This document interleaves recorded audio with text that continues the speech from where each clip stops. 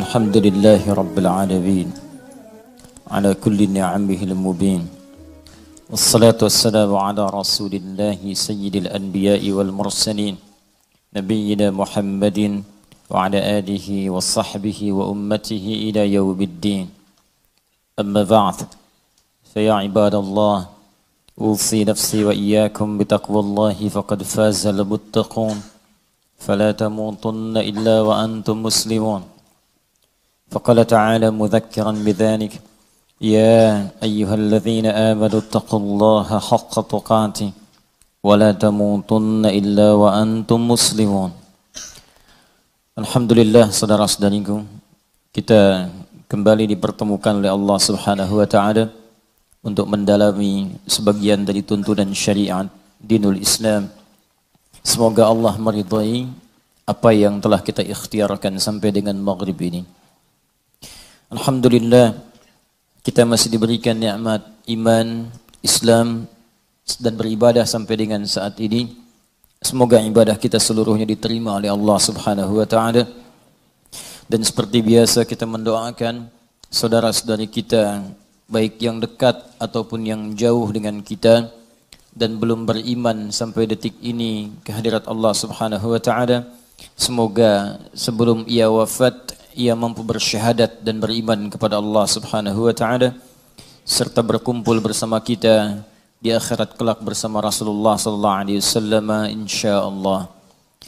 Semoga para pelaku maksiat tepat di detik ini diberikan hidayah oleh Allah untuk bertobat, sehingga dengan bertobat itu mudah-mudahan seluruh tubuhnya bisa berubah mengerjakan amal saleh dan dipertanggungjawabkan dengan ringan saat hisab di hadapan Allah Subhanahu wa taala. Mari kita lanjutkan kajian kita di kesempatan ini masih dalam pembahasan surah Al-Fatihah pada ayat yang kedua, Alhamdulillahi Rabbil Alamin.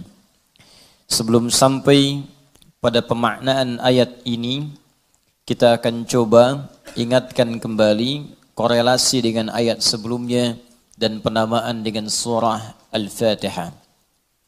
Seperti diketahui bahwa Al-Fatihah disebut dengan demikian mencakup beberapa makna yang sangat luas dan memiliki sifat yang istimewa.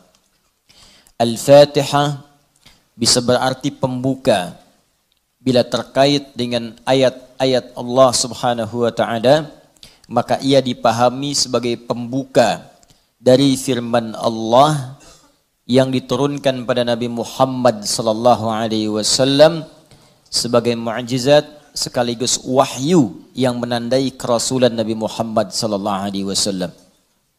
Jika dikaitkan pula dengan mushaf, yaitu susunannya yang kemudian kita bacakan sampai saat ini, tertulis di antara dua jilid berisi firman Allah Subhanahu wa taala saat dibacakan, maka Al-Fatihah disebut demikian karena ia membuka surah pertama dalam mushaf, dimulai dengan surah ini, dibuka dengan untayan-untayan di ayat ini, dan hingga diakhiri sampai dengan ke surah An-Nas.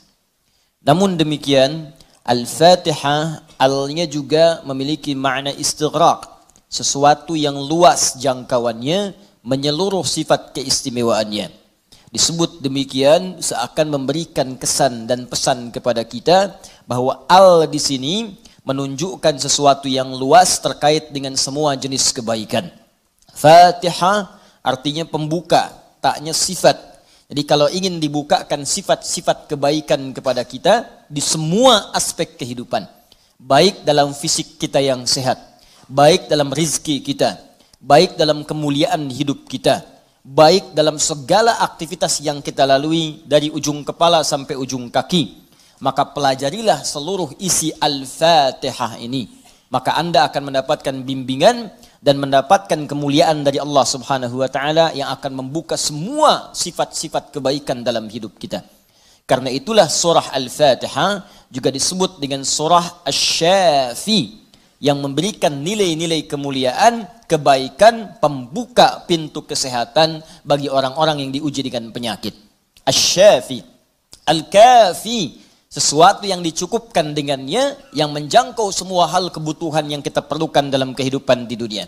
Jadi kalau kita amalkan isinya, semua hal yang baik-baik dalam kehidupan kita di dunia sampai ke akhirat akan dibukakan oleh Allah Subhanahu wa taala. Apa yang Anda butuhkan? Apa yang Anda perlukan? Apakah kemudahan dalam beraktivitas? Apakah kemudahan dalam rizki? Amalkan isinya, maka kita akan dimudahkan dan diistimewakan oleh Allah Subhanahu wa taala. Demikian dengan nama-nama yang lainnya sampai diberikan nama 14 kurang lebih untuk menunjukkan luasnya jangkauan kemuliaan dan sifat-sifat kebaikan yang dimiliki oleh surah ini. Lalu pertanyaannya, bagaimana kemudian mendapatkan hal yang dimaksudkan tadi? Kalau sakit, cepat sembuhnya. Orang dulu dibacakan sekali Al-Fatihah, dengan izin Allah langsung sembuh. Kalau kita ada kesulitan rezeki, cepat didatangkannya. Orang dulu kemudian mengamalkan surah Al-Fatihah, maka bahkan ada orang yang belum minta, sudah langsung disediakan oleh Allah Subhanahu wa taala. Demikian dengan aspek-aspek yang lainnya. Karena itu penting bagi kita untuk mengetahui isi surah ini, kemudian mengamalkan kandungannya, tidak sekedar membacakannya, tapi tidak mengetahui isinya, tidak paham kemudian kandungannya, sehingga saat kita mengamalkan isinya, kita tidak disertai dengan pemahaman yang baik, dan tidak merasakan bagaimana kemuliaan surah yang dimaksudkan. Yang paling berbahaya, dibaca iya tiap hari, tapi nggak diamalkan isinya, itu persoalannya. Berbahayanya bukan berbahaya dalam persoalan nggak dapat pahala, bukan. Sayang saja dibacakan tiap hari 17 kali, tapi tidak mendapatkan isinya. Kayak orang bekerja tapi nggak dapat gaji. Kerja tiap hari tapi akhir bulan nggak gajian gitu. Ya, Allah perintahkan kita untuk membacakannya 17 kali dalam sehari dan menjanjikan pada kita semua jenis kemudahan dan kebaikan dalam hidup. Kita bacakan cuman nggak dapat, itu masalahnya. Nah, persoalannya kenapa orang tidak mendapatinya? Boleh jadi bukan karena tidak membacanya, tapi cara membacanya itulah yang tidak sesuai dengan yang diinginkan oleh Al-Quran dan isi surah itu sendiri. Karena itu coba kita gali bagaimana kemudian surah ini diurutkan ayat-ayatnya dan dijelaskan oleh Allah dengan untaian firman-Nya yang sangat luar biasa. Baik, di pertemuan yang lalu kita telah mulai dengan ayat yang pertama. Begini cara memahaminya. Al-Fatihah. Kalau kita ingin memulai bacaan Al-Quran, maka mulai dengan surah ini. Itu yang khusus. Al-Fatihah. Jika kita ingin mendapatkan semua jenis kebaikan dalam hidup dunia akhirat, maka mulai pahami ayat-ayat berikut ini. Cara memahaminya, satu. Bismillahirrahmanirrahim. Baik, Bismillahirrahmanirrahim. Amalkan bagian ayat yang pertama yang memiliki 5 makna dalam kalimat atau ayat yang telah disebutkan tadi. Huruf ba, kedua ismun, ketiga Allah, keempat ar-Rahman, kelima ar-Rahim. Ba yang memiliki 14 makna. Di antaranya di ayat ini ada makna yang terkait dengan ghayah, tujuan. Ada ilsaq, sesuatu yang lekat sekali, dekat, tak terpisahkan. Kemudian musahabah, yang mengawasi kemanapun kita beraktivitas. Kemudian ada istighraq, sesuatu yang luas, menyeluruh, ya, tanpa kecuali. Lalu kita mengatakan bismillah, baknya kita sebutkan, ini artinya jadikan semua aktivitas kita tanpa kecuali, istighraq. Dari bangun tidur sampai tidur lagi, lakukan ghayah, semua lillah karena Allah Subhanahu wa taala. Jadi kalau ingin dibukakan pintu kebaikan oleh Allah, Al-Fatihah, ingin semua dibuka baik, seluruh aktivitas kita, maka niatkan semua yang baik-baik karena Allah. Itu kunci pertamanya. Bangun tidur, niatkan karena Allah. Di begitu Anda bangun, niatkan semua aktivitas karena Allah Subhanahu wa taala. Karena itu saat kita bangun tidur, semua ditujukan karena Allah. Alhamdulillahilladzi ahyana ba'dama amatana wa ilaihin nusyur. Jadi kalimat pertama dengan akhir itu karena Allah. Alhamdulillah, terima kasih ya Allah, saya diberikan kesempatan hidup lagi saat ini. Padahal engkau bisa wafatkan aku dalam tidur tadi. Dengan izinmu, ya, sesuai dengan ajal darimu, aku diberikan semua kesempatan untuk hidup lagi. Alhamdulillah, semua pujian aku berikan kepadamu. Lillah. Di ujungnya, wa ilaihin nusyur. Maka sekarang aku akan beraktivitas mencari bekal sebagai persiapan pulang kepadamu. Wa ilaihi, untuk Allah Subhanahu wa taala. Makanya kalau Anda mengucapkan doa ini saat bangun tidur, kita sudah berjanji. Semua aktivitas di hari itu kita akan tujukan karena Allah saja. Mencari bekal, bukan karena yang lain. Jadi kalau Anda ucapkan doa tadi, berarti nanti makannya karena Allah, minumnya karena Allah, bekerjanya karena Allah, salatnya karena Allah, infaknya karena Allah, merawat anak karena Allah, semua karena Allah. Ghaya. Awas, hati-hati ya, hati-hati. Maka dampaknya orang yang semua aktivitasnya dilakukan karena Allah Subhanahu wa taala, maka fungsi ba yang ketiga. Satu tadi ghaya, kedua istighraq, yang ketiga ilsaq dan musahabah. Lekat dan diawasi oleh Allah. Kalau dulu kita contohkan orang yang meniatkan semua aktivitas karena Allah, maka yang kedua rumusnya rasakan seakan-akan aktivitas itu diawasi oleh Allah Subhanahu wa taala dengan pengawasan yang lekat seperti lem yang menempel, yang menyatukan dua sisi. Ya, mau minum, rasakan diawasi oleh Allah. Bismillah, minum, lakukan karena Allah. Maka mohon maaf ketika minum Anda dikerjakan karena Allah dan merasa diawasi oleh Allah, ini kuncinya. Awas, ini kuncinya. Karena ada orang yang melakukan sesuatu karena Allah, tapi nggak merasa dilihat. Nggak merasa diawasi. Ini saya tanya pada Anda, maaf ya, tadi saat sholat itu, sholatnya karena Allah bukan? Jawab aja, karena Allah bukan? Nah, karena Allah. Baik, kalau sesuatu dikerjakan karena Allah, maka rumus keduanya, rasakan Allah mengawasi kita. Pertanyaan saya yang kedua, saat Anda sholat tadi, saya sholat, kita sholat, merasa nggak diawasi Allah? Merasa nggak dilihat Allah? Karena beda antara orang yang merasa diawasi dengan yang hanya mengerjakan saja, itu lain. Akan beda. Silahkan Anda bekerja, merasa diawasi. Anda akan serius dalam pekerjaan Anda. Mahasiswa yang sedang ujian, merasa diawasi, itu akan fokus kepada soal. Susah, mau noleh kanan, khawatir. Ada CCTV. Mau noleh kiri juga khawatir.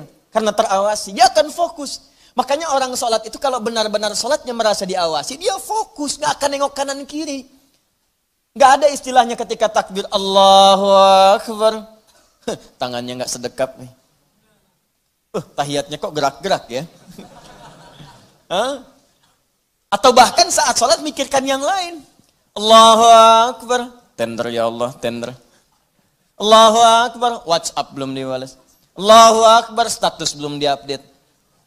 Jadi kalau kita benar-benar merasakan diawasi Allah, bahkan kita pun akan belajar bagaimana cara membacakan bacaan dalam sholat supaya benar.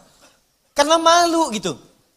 Malu baca Al-Fatihah, bacaan belum bagus. Dan merasa didengar Allah, kan malu.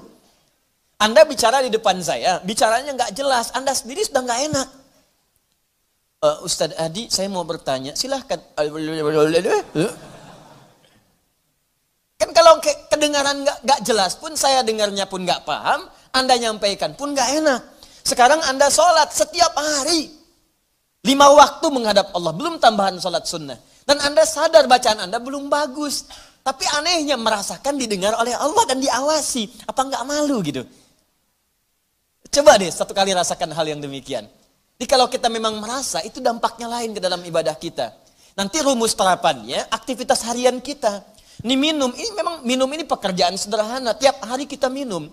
Cuman ada beda ketika minum kita itu merasa dilihat Allah. Maka saya katakan di pertemuan lalu, mustahil Anda akan menyentuh minuman yang tidak disukai oleh Allah. Mustahil. Jangankan menyentuh yang dilarang Allah, mau minum pakai tangan kiri pun rasanya nggak enak. Pasti Anda akan pindahkan itu kepada yang lebih baik. Paham sampai sini ya? Ya sama dengan proses begini, mencari nafkah, bekerja, dari di jalan, dari baca, berpakaian. Kalau semua dikerjakan karena Allah, demi Allah saya katakan, mustahil dalam pekerjaan bisa mudah menyentuh yang diharamkan oleh Allah. Gak mungkin. Gak mungkin mau terima proyek yang haram, itu mustahil. Mustahil ikutan tender yang haram, mustahil. Mustahil menjerumuskan diri pada yang tidak disukai oleh Allah. Karena merasa dilihat Allah. Dan merasa diawasi, jadi mustahil. Dusta itu mustahil. Bohong itu mustahil, korupsi mustahil, nyogok gak mungkin.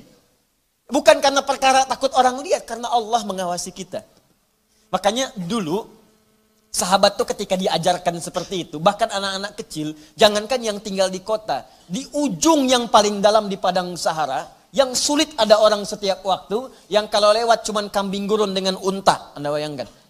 Lewat kambing gurun unta, kambing gurun unta, kambing gurun unta. Tapi perhatikan bagaimana mereka mengamalkan huruf ba dalam Bismillahirrahmanirrahim. Diuji oleh sahabat Umar bin Al-Khattab radhiyallahu ta'ala anhu. Lewat padang pasir, kelihatan anak muda sedang menggembala Saat menggembala itu, menggembala kambing, ditanya oleh Umar, diuji. Kata Umar, saya mau beli sebagian dari kambingmu itu. Kata orang ini bukan punya saya, punya tuan saya. Punya tuan saya. Kata Umar, tuanmu kan gak ada di sini. Ini padang pasir yang luas. Orang yang gak ada. Beli aja, bilang dimakan serigala. Apa kata penggembala ini? Lalu di mana Allah? Idzan fa'ain Allah. Bayangkan penggembala saja. Di padang pasir yang orang yang gak ada. Yang gampang saja bilang ini dimakan serigala. Dapat keuntungan banyak gitu. Ya, luar biasa. Yang dia katakan pertama kali. Bukan sekedar menolak, gak mau takut ketahuan sama tuan, takut ketahuan sama pemiliknya, takutnya tidak. Pertama kali jawaban yang keluar, idzan aina Allah. Lalu Allah di mana? Allah di mana? Demi Allah saya katakan hakul yakin kalau setiap muslim merasakan dalam dirinya bahwa dia diawasi oleh Allah Subhanahu wa taala, maka lurus, damai, tenang, tentram dan baik semua urusan kehidupan. Gak ada penipuan dalam perdagangan. Gak ada penipuan dalam hal-hal interaksi kehidupan. Tidak ada kecurangan. Tidak ada keburukan. Semua baik. Karena merasa dilihat oleh Allah Subhanahu wa ta'ala. Itu baru huruf ba. Baru ba. Coba tiap hari kita baca itu. Satu huruf ini aja. Mohon maaf ya. Selama hidup kita udah diamalin belum? Satu huruf ini aja. Ayo suami sama istri. Berapa kali berkata hal-hal yang tidak tepat? Istri terhadap suami. Berapa kali menerangkan sesuatu yang tidak tepat. Anak pada orang tua kepada anak. Walaupun hal-hal yang ringan. Bapak mau permen. Nanti papa beliin 1 truk. Kapan truknya datang? Ini huruf ba saja 1 gitu. Anda menuntut banyak dari Allah. Tapi Allah meminta kita mengamalkan 1 huruf aja. Kita nggak maksimal. Coba lihat tuntutan kita setiap hari. Ya Allah lancarkan usahaku. Ya Allah luluskan dalam kuliahku. Ya Allah mudahkan pernikahanku. Ya Allah berkahi hartaku. Ya Allah lancarkan pekerjaanku. Banyak yang diminta, sembuhkan aku. Kata Allah, aku berikan semuanya. Amalin 1 aja huruf ba. Ba. Ketika benar mengerjakannya, ismun. Bimakna sumuun. Bimakna raf'un. Terangkat, dimuliakan, ditinggikan. Ketika benar mengamalkannya, maka Allah akan berkenan meninggikan derajat kita, memuliakan kita pada semua aktivitas yang kita kerjakan dalam kehidupan kita. Syaratnya 1, kerjakan semua karena Allah Subhanahu wa taala. Allah sifatul uluhiyah wal ubudiyah, al-ma'budu bil haqqi awil haqqil ma'bud. Bukan sekedar menunjukkan aktivitas karena Allah saja, tapi lekatkan 2 sifat saat mengerjakannya. Saya mau minum ya. Saya ucapkan bismillah. Bukan sekedar merasakan Allah mengawasi kita saja, tapi rasakan yang mengawasi kita punya sifat uluhiyah, sifat ketuhanan. Ini Tuhan saya. Allah. Gambarannya begini, maaf ya, gambarannya begini. Pimpinan saja, pimpinan di kampus, rektor mengawasi ujian Anda serius. Pimpinan di kantor, mudir, direktur utama mengawasi Anda begitu serius. Pengawas saat Anda bekerja. Maaf, di sekolah, di SD, di SMP, di SMA ada pengawas, maka semua guru-guru serius. Semua serius. Sekarang yang mengawasi kita bukan makhluk lagi. Pencipta rektor, pencipta direktur, pencipta kemudian pengawas, pencipta semuanya. Jauh di atas mereka semua. Maka orang-orang yang merasakan langsung Allah, Tuhan yang mengawasi saya, maka setidaknya keseriusan itu lebih bertambah daripada sebelumnya. Itu poinnya. Dirasakan saat Anda mengerjakan sesuatu, langsung Allah yang mengawasi saya nih, bukan yang lain. Di saat bekerja rasakan Allah yang mengawasi saya. Saya nggak peduli ada manajer, nggak ada direktur, terserah. Ada supervisor, tidak ada supervisor, terserah. Yang penting Allah mengawasi saya. Itu poin pertama. Awas, ini perkaranya ringan nih, ya. Kelihatannya sedikit kecil, ringan, tapi dampaknya besar si Allah Subhanahu wa taala. Jika benar kita mengerjakannya dengan menuhankan Allah dan merasakan pengawasan Allah Subhanahu wa taala, maka nanti lihat 2 terakhir di bagian penutup ayat tadi. Yang kedua, sifat ubudiyah. Ini yang sering gagal di sini. Haqqul ma'bud wal ma'budu bil haqq. Yang berhak untuk disembah dan yang disembah dengan yang sebenar-benarnya. Saya jelaskan di pertemuan yang lalu. Ya, siapa dia? Allah. Sifat dari nama Allah yang kedua adalah sifat yang menjadikan semua aktivitas kita niatkan sebagai ibadah karena Allah yang dipertuhankan tadi. Jadi kalau mau minum, bukan sekedar minum. Niatkan karena Allah sebagai ibadah. Kalau mau makan, niatkan karena Allah sebagai ibadah. Mau berpakaian, niatkan karena Allah sebagai ibadah. Makanya orang-orang yang berpakaiannya niatnya ibadah, gak akan cari pakaian yang ngebuka aurat. Katanya karena Allah, tapi pakaiannya aurat terbuka. Coba akhwat deh yang di bawah. Bu, ya. Coba deh ibu lihat. Bismillahirrahmanirrahim. Pakainya memang bismillah, tapi rambutnya tersingkap. Jilbabnya nggak dikenakan gitu. Lalu di mana Allah pada saat mengucapkan bismillah itu? Kok bisa ke masjid pakai mukena ditutup, keluar dari situ pakai rok lagi? Ustadz lihat, tidak. Cuman ya gimana gitu. Ya. Kebayang nggak? Pernah menemukan yang seperti itu? Tuh. Ya kok bisa gitu kan? Di luar pakai rok, begitu masuk masjid kemudian ditutup semuanya. Kenapa Pak? Ibu kenapa ditutup? Mau sholat Pak. Terus kalau sholat ditutup? Iya. Kenapa? Kan menghadap Allah. Lalu Allah itu cuma ada di masjid. Allah cuma ada di musola. Idzan fa'aina Allah. Sholat itu kan melatih kita untuk merasa dekat dengan Allah. Makanya disebut sholat. Coba lihat sini. Fokus. Kelihatan nggak? Enggak. Nih, sholat. As-salah. Begini. Lihat baik-baik ya. Fokus. Dikit saya terangkan agak panjang. Ini asal katanya. Kalau kita gali ke dasar-dasar yang paling awalnya. Ini nanti dari kata silatun. As-silah. Kata kerjanya dari wasala. Yasilu silatan. Wasalatan. Sesuatu yang tersambung erat, sulit dipisahkan. Silah, sesuatu yang tersambung erat, sulit dipisahkan. Pernah dengar kata ini? Silaturahim? Ya, kami kumpul-kumpul saat ini untuk mengeratkan silaturahim. Silah itu sudah erat. Ya, silaturahim hubungan kasih sayang yang erat. Saking eratnya, jangankan saat kumpul, saat bubar pun masih tersambung hubungan itu. Di mana cirinya? Maaf, kesuksesan silaturahim itu bukan saat kumpul saling sapa, bukan. Kalau kumpul menyapa, wajar orangnya ada. Kalau kumpul tertawa, wajar orangnya pun ada. Silaturahim itu kalau ingin dilihat suksesnya saat pulang, apakah dia masih mendoakan Anda? Apakah masih mengingatkan Anda dalam kebaikan? Akhi besok taklim ya. Akhi malam tahajud ya. Kemudian Anda doakan tanpa sepengetahuan dia. Ya Allah sayangi sahabat saya. Ya Allah kekalkan hubungan kami sampai dengan ke surga. Ya Allah jaga keluarga dia dalam kebaikan. Ya Allah sehatkan semua anggota keluarganya. Ya Allah jadikan kami bersaudara keluarga kami dengan keluarga dia. Itulah silaturahim. Silah hubungan yang erat, yang tak terputuskan dan tidak tersekat oleh tempat dan keadaan serta waktu. Itu silah. Nah kalau kita ingin menjadikan latihan supaya kita terhubung dengan Allah, kapanpun, dimanapun tanpa disekat oleh tempat dan waktu, maka latihannya untuk mendekat kepada Allah disebut dengan sholat namanya. Di sholat ini cara kita terhubung dengan Allah.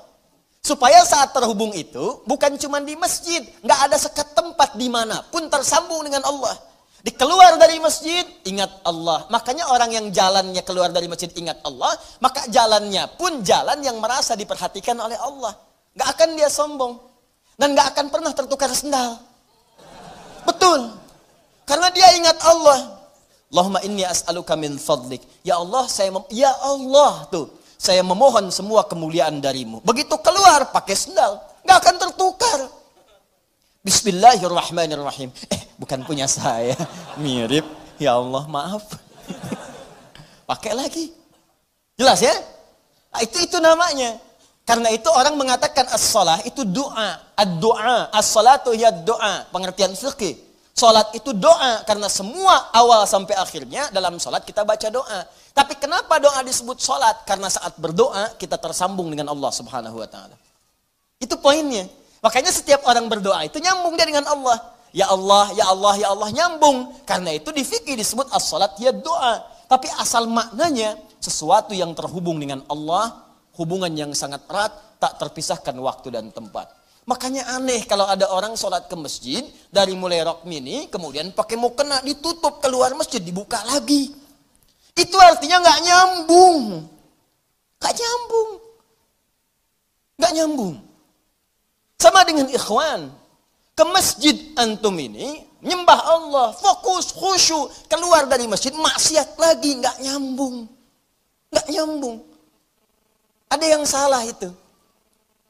Jadi aneh kan, menuntut banyak kepada Allah, tapi hak-hak Allah nggak dipenuhi. Dan jangan sekat ibadah itu dalam konteks ritual saja. Bukan sekedar sholat, bukan. Sholat itu latihan. Bukan sekedar baca Al-Quran. Karena ibadah yang baik itu akan meluaskan aura ibadahnya di luar konteks dalam penuraian yang ritual itu. Di selesai ritual, keluar, masih ingat Allah. Coba buka Quran surah keempat, ayat 103. Perhatikan bagaimana Allah menjelaskan keutamaan apa yang dikerjakan setelah sholat itu. Tadi yang saya terangkan maknanya. فَإِذَا قَضَيْتُمُ الصَّلَاةَ Maka jika engkau telah selesai mengerjakan sholat, فَذْكُرُ اللَّهِ Maka sholat yang benar itu saat dikerjakan akan mengingatkan engkau dengan Allah. Maka ingatlah Allah. Qiyaman saat berdiri. Jadi kalau orang benar sholatnya, selesai sholat berdiri yang diingatnya Allah. Wa qu'udan, duduk. Anda ke musola di kantor, balik dari ke musola, balik lagi ke meja. Duduk di kursi, depan komputer, duduk sambil ngetik. Fadhkurullah, ingat Allah. Bukan sekedar subhanallah, subhanallah, subhanallah. Sambil ngerjain proyek, astagfirullah, astagfirullah, astagfirullah. Dicek oleh supervisor, di komputernya astagfirullah semua. Bukan itu. Bukan itu maksudnya. Maksudnya ketika Anda kerjakan itu, Anda ingat Allah, maka nggak ada nol yang bertambah. Tidak ada angka yang berubah, sesuai semuanya. Kenapa? Karena merasa diawasi oleh Allah Subhanahu wa ta'ala. Tuh, dua poin itu hadir nggak dalam kehidupan kita? Apakah selama ini berpakaiannya karena Allah? Maka pakaian ini nggak akan dicari dari sesuatu yang haram. Dan pakaian ini akan digunakan pada yang baik-baik. Makanya pakaian yang diperoleh dari harta yang baik akan keluar perbuatan baik dari itu. Harta benda yang dihasilkan dari proses yang halal, semuanya akan berkah. Coba lihat tuh, saya kan sering katakan, itu sendal Anda berapa kali dipakai ibadah? Berapa kali dipakai untuk ke masjid? Sepeda Anda, motor Anda, mobil Anda. Di rumah ada nggak satu ruangan yang belum pernah dipakai ibadah? Ada nggak? Coba cek, cari ya satu ruangan di rumah yang di situ nggak pernah dipakai ibadah, cari. Mulai sekarang pulang, pakai dulu di situ. Khawatirnya saat dihisab itu nggak ada nilainya. Cuma jadi gudang. Jadi gudang. Masya Allah. Koper ditaruh di situ, kopernya pernah umroh, tapi nggak pernah dipakai ibadah di situ. Ya, ini sederhana teman-teman sekalian, tapi ini syarat mutlak untuk mendapatkan apa yang tadi kita inginkan. Al-Fatihah, Al-Fatihah. Ba-nya disertai dengan sifat uluhiyah dan sifat ubudiyah. Kalau benar semua itu dikerjakan, maka ditutup dengan kalimat Ar-Rahmanir Rahim. Makanya Ar-Rahmanir Rahim harakatnya kasrah ikut kepada Allahnya, sifatnya. Silahkan cek. Bismillahirrahmanirrahim. Gak ada A, gak ada U. I. Silahkan lihat. Bismillahirrahmanirrahim. Ada? Hah? Ar-Rahman itu na'at.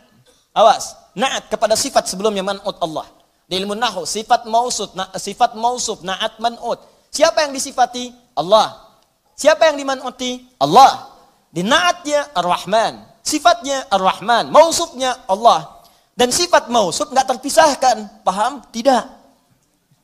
Nggak bisa dipisahkan. Yang disifati dengan sifatnya. Yang disifati itu Allah. Sifatnya Ar-Rahman. Plus Ar-Rahim. Sifat dengan yang disifati nggak bisa dipisahkan. Sifat Ar-Rahman nggak terpisahkan dengan Allah. Jadi kalau ingin mendapatkan sifat Rahman, maka amalkan sifat dalam lafaz Allah yang tadi disebutkan. Ingin mendapatkan kemuliaan dalam Rahman, maka amalkan dua sifat yang melekat pada kalimat Allah. Uluhiyah, kemudian ubudiyah. Pertuhankan Allah dan lakukan semua pekerjaan sebagai ibadah. Maka semua urusan dunia yang baik-baik, Allah buka. Sifat Allah yang memberikan semua kemuliaan dunia disebut dengan Rahman. Nanti, semua yang kita kerjakan karena ibadah, punya bekal akhirat. Bismillahirrahmanirrahim. Minum. Alhamdulillah. Contoh. Nah, dituliskan ini. Karena diucapkan Bismillahirrahmanirrahim, ada kemudahan, berkah, memberikan kekuatan dunia. Tapi poin terbesarnya, begitu disebutkan Bismillahirrahmanirrahim, dituliskan pahala akhiratnya. 10 poin. Maka saat pulang ke akhirat nanti, dibukalah semua hasil pekerjaan dunia kita yang jadi ibadah. Sifat Allah yang memberikan kepada kita balasan dari akhir pahala tadi, disebut dengan Rahim namanya. Makanya semua pekerjaan yang tidak disebutkan nama Allah di dalamnya, maka dia kehilangan poin pahalanya. Sifat Rahim tidak akan pernah diberikan pada hamba yang tidak mendulang pahala dalam beraktivitas saat di dunia. Jelas sampai sini?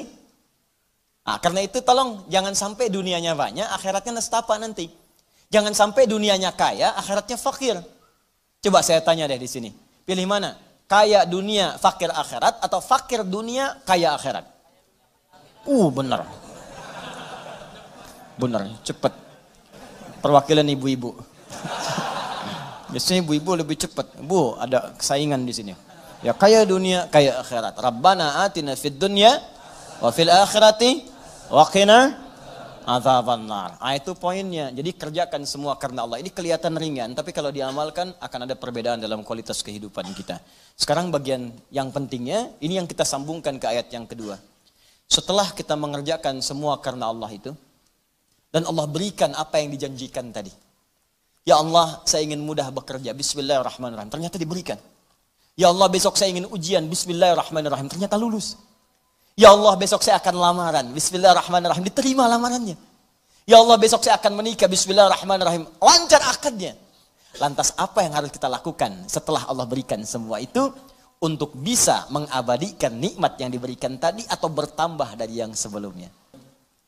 Orang yang menjadikan aktivitasnya semua karena Allah, ditujukan karena Allah, maka dalam mengerjakannya dia akan menerapkan dua sifat yang melekat pada nama Allah Subhanahu wa taala. Pertama adalah sifat uluhiyahnya, rasakan saat mengerjakan itu diawasi oleh Allah Subhanahu wa taala sebagai Tuhan yang menciptakan kita dan akan yang menanyai kita di hari kiamat saat kita kembali kepadanya. Yang kedua, sifat ubudiyah kita kepada Allah. Jadikan pekerjaan kita itu sebagai ibadah karena Allah Subhanahu wa taala. Bukan sekedar salatnya, bukan sekedar puasa dan bacaan Al-Qur'annya, tapi semua aktivitas yang kita kerjakan dari bangun tidur sampai kita tidur kembali. Jika semua itu dikerjakan karena Allah, maka Allah akan mengangkat derajat kita, memuliakan kita dan meliputkan pada diri kita semua jenis-jenis kebaikan. Di dunia diturunkan sifatnya disebut dengan Rahman, di akhirat diberikan balasan pahalanya dengan menurunkan sifat yang mulia khusus bagi orang yang beriman, yaitu sifat Rahim. Jika kita telah menerima itu semua, terkhusus dalam kehidupan dunia kita. Tadi saya sampaikan, kita ingin besok ujian lulus, Allah luluskan. Kita ingin pekerjaan lancar, Allah lancarkan. Kita ingin dapat satu proyek berhasil, Allah tetapkan kita berhasil di dalamnya.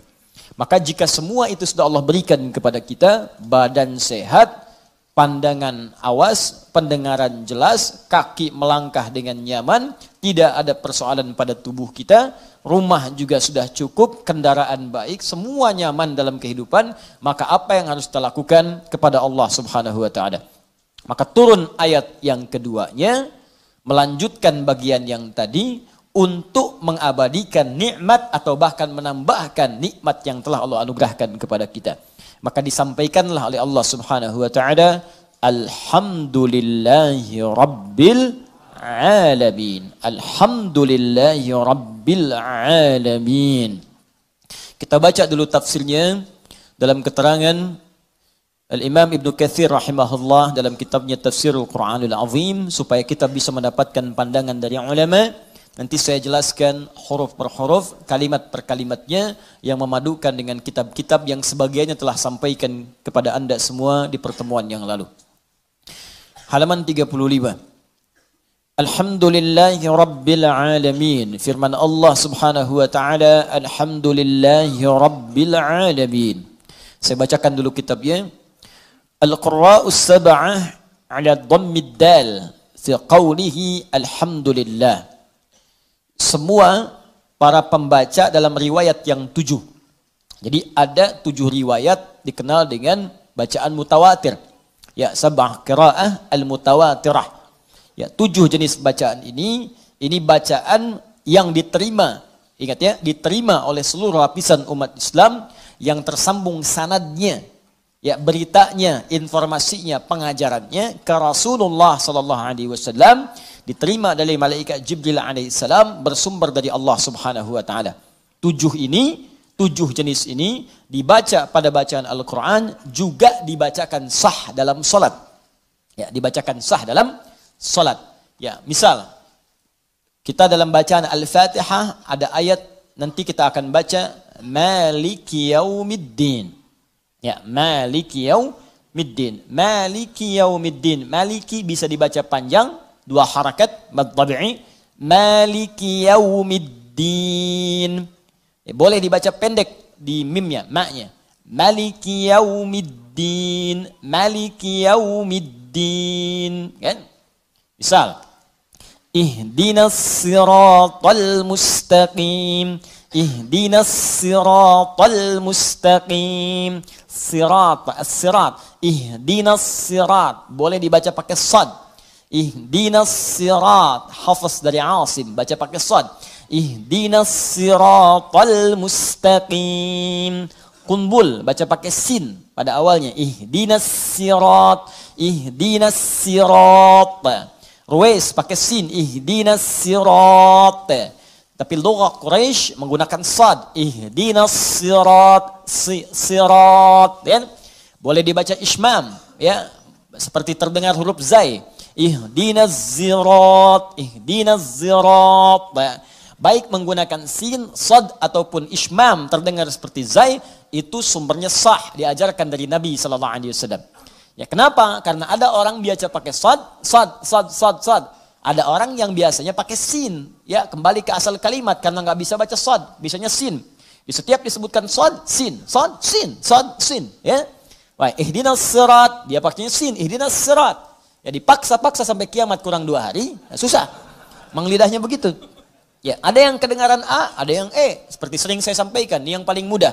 Ya, nanti ada imalah kubra, misalnya Hamzah punya 2 murid, Khalad dengan Khalaf. Imalah bacanya pakai e, termasuk Warsh, ya, pakai e. Warsh muridnya dari Imam Nafi' rahimahullah, punya 2 murid, Qalun dengan Warsh.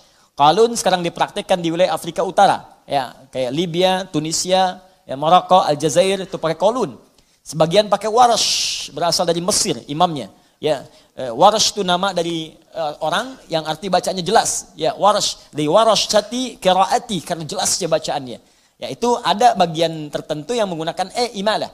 Jadi kalau kita baca wadduha, contoh wadduha, ini wadduha. Ya, wadduha wal laili idza saja ma wadda'aka rabbuka wa ma qala walal akhiratu khairul laka minal ula. Itu yang kita baca, hafaz dari Asim, ya. Jadi kalau kita baca dengan menggunakan imalah, wadduha wal laili idza saja ma wadda'aka rabbuka wa ma qala walal akhiratu khairul laka minal ula. A jadi e. Ya, A jadi e itu logah. Ya, biasa. Ada riwayat yang mutawatirah sampai Nabi sallallahu alaihi wasallam. Apakah maknanya berubah? Tidak. Karena ada penduduk tertentu di wilayah-wilayah Arab itu yang kalau dibacakan A, dia E bilangnya, lahjah itu. Karena E saja penggunaan kesehariannya, menggunakan E. Ya, kaifa halu, kaifa halik. Ya, ana, ani, anta, inti. Madrasah. Ya, mungkin Betawi dari situ belajarnya. Ya. Fudus, ani, inti. Ya, itu. Itu dari sana. Sekarang bagian Syria, Palestina sebelah sana, Irak, Mosul sana itu pakai E, imalah banyak. Karena itu riwayatnya menggunakan E. Ya, karena mereka terbiasa dengan itu. Jadi kalau dipaksa-paksa pakai A pun susah.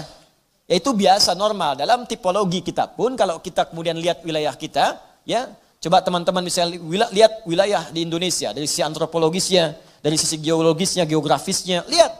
Ya, itu akan memengaruhi di mana kita tinggal, maka alam akan membentuk cara kita berbicara. Orang dekat dengan pantai suaranya cenderung keras. Ya, cenderung keras karena bersaing dengan ombak. Oh, apa kabar? Baik, gitu kan. Ngobrol cuma 2 meter, kedengar 500 meter sana. Ya. Orang di hutan, ya kadang-kadang kencang juga suaranya. Makanya jangan heran kalau ketemu orang-orang dari pantai datang kemudian ke tempat Anda. Itu biasa kencang, gak apa-apa. Nggak apa-apa, itu memang biasanya. Nanti lama-lama dia akan menyesuaikan. Ya beda, di Sunda saja lain. Anda ke Banten, ke Cianjur, Sukabumi, bahasanya beda. Ya, Cirebon dengan Serang itu akan lain. Sundanya akan berbeda. Ya, Mangga, Wilujeng Sumping, Sukabumi, Cianjur. Ya, ketemu ke Banten akan lain lagi. Ya, datang enaon. Misalkan, makanya penjajah itu ke Banten nggak betah dia, baru datang udah pulang. Naon sih akan dia kadek koing, udah pulang dia pergi, nggak akan bertahan. Ya beda kalau ke daerah-daerah lain akan agak beda gitu kan. Nah jadi itu biasa. Nah A dengan E juga ditemukan. Misal saudara kita yang di Medan ke E-nya itu kan fasih, terlihat jelas. Ya jelas sekali. Sepeda, sepeda. Ya. Ayo kita main ke Bandung. Bandung, nanti kamu berhenti di terminal Cicaheum. Cicaheum. Ya, itu biasa. Tapi kan sepeda dengan sepeda, barangnya sama.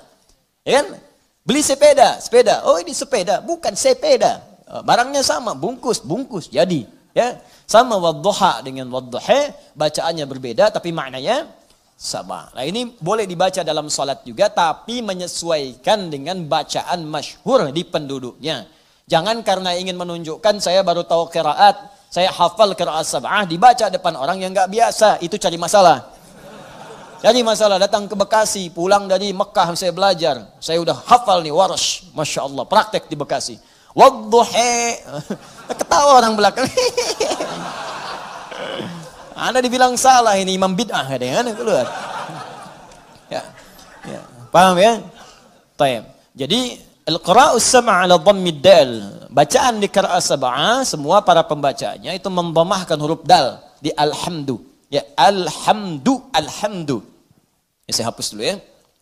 Bismillah. Hapus dengan menggunakan bismillah. Allahumma shalli ala Muhammad. Udah 5 tahun kajian di sini nih. Datang, angin, nulis, ngapus. Luar biasa. Jamaah datang, ngelihat masuk surga, enak banget. Ya Allah. Tulis dulu ya. Ya kita ganti pakai tulis.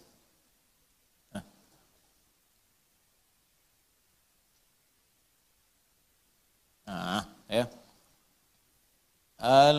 Alhamdu. Ini khat thuluth namanya. Dia ada diwani, ada thuluthi, ada naskhi. Ya. Yang terbaru saka namanya. Khat saka hoyong. Baik, yang pertama al-qira'us sab'a 'ala dhammid dali fi qawlihi alhamdulillah. Al-qira'us sab'a semua bacaan yang 7 itu kemudian menggunakan dhammah, ini harakatnya, dhammah rafa' dal pada huruf dal. Dibacaannya alhamdulillah. Ya, kalau saya sempurnakan, coba tambahkan dulu untuk nasakh ya supaya bisa mudah dibaca. Alhamdulillahi rabbil alamin. Ya. Alhamdulillah. Rabbil alamin. Ya. Perhatikan sini. Yang pertama pakai dhammah. Ini yang dibaca dalam salat, di luar salat seperti kita baca mushaf Al-Quran atau sedang murajaah Al-Fatihah. Dibacaannya alhamdu, bukan alhamda pakai fathah atau alhamdi pakai kasrah. Ya, apa bacanya? Du, alhamdu pakai dhammah. Jadi kalau dibaca dalam salat, jangan baca menggunakan fathah alhamda atau kasrah alhamdi, tidak. Baca menggunakan dhammah, alhamdulillah. Huwa mubtada'un wa khabarun.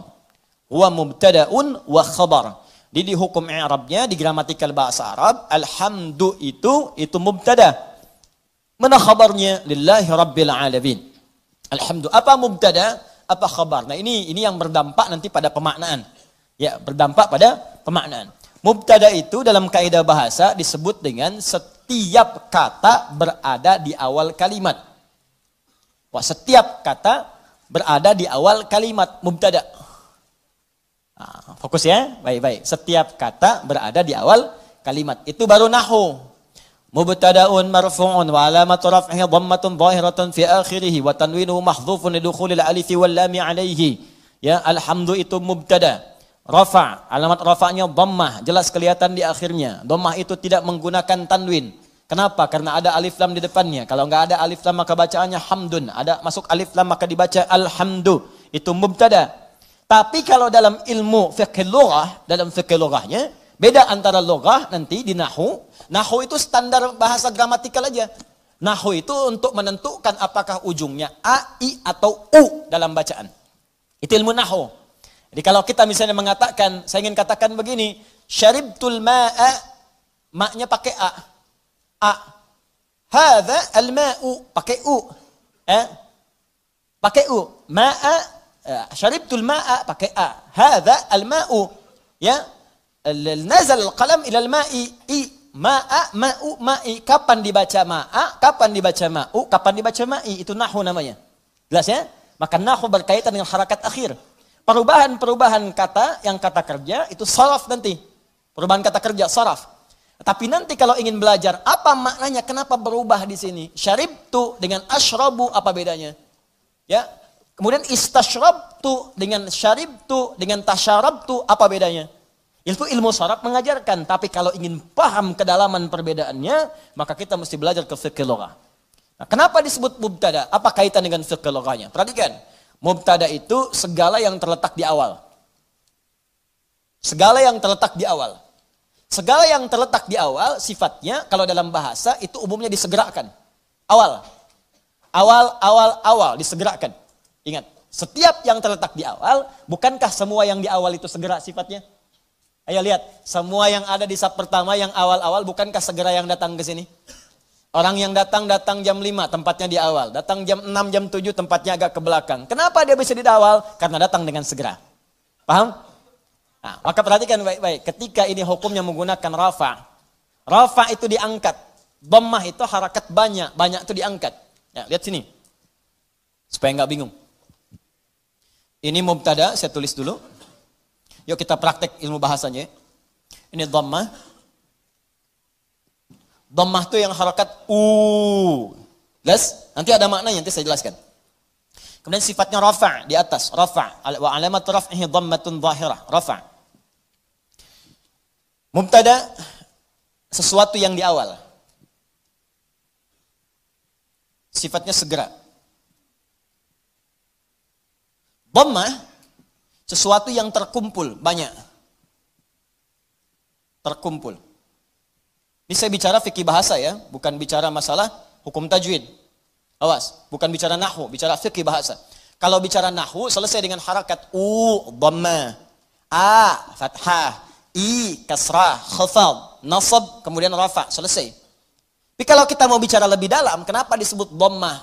Dhammah kenapa disebut dhammah? Harakatnya u. Dari ilmu bahasa karena saat dibacakan in dhamma mengumpul di mulut kita itu suara u, kumpul. Fathah disebut fathah terbuka karena lisan kita terbuka saat mengucapkannya. A. Ya, kasrah disebut kasrah karena harakatnya pecah di lisan kita sehingga keluar kecil. I. Ya, i turun ke bawah disebut khafad. I. Itu bacaannya. Tapi di fikih lughah beda maknanya. Beda. Sesuatu kalau menggunakan dhammah, in dhamma menunjukkan sesuatu yang banyak. Jadi, kalau ada harakat misalnya masuk menggunakan dhammah, harakatnya dalam satu huruf, itu di fikih bahasa makna pertamanya sesuatu yang mengandung hukum banyak. In dhamma yandhammu. Sesuatu yang banyak terkumpul. Dah, tahan. Paham sampai sini?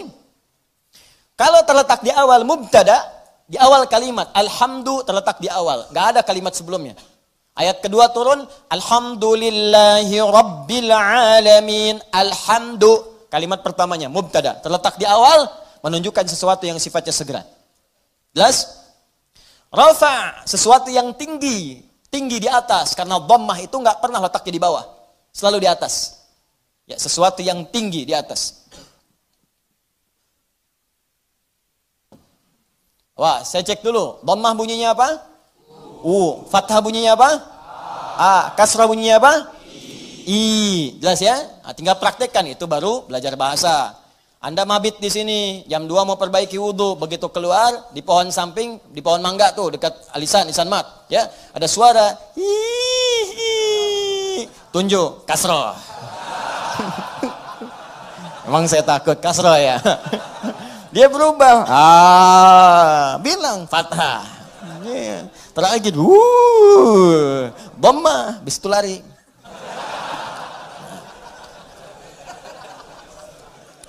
Dah, paham? Nah, sekarang lihat, sekarang kita praktekkan tafsirnya. Ketika menggunakan dhammah disebut dengan mubtada. Perhatikan, alhamdu sifatnya mubtada, hukumnya disegerakan. Maka kalau Anda sudah mendapatkan nikmat dari Allah Subhanahu wa taala, Rahman, nikmat sehat, nikmat rizki, harta benda, nikmat keluarga, nikmat kenyamanan hidup, maka bersegeralah untuk memuji Allah Subhanahu wa taala. Syukur kepadanya. Maka Anda ucapkan alhamdu. Sifatnya disegerakan untuk kita menjadikan sifat syukur kita kepada Allah setelah menerima nikmat. Ini hukum umum. Bukankah Anda kalau saya berikan sesuatu, Anda seketika mengucapkan ucapan? Apa ucapannya? Terima kasih.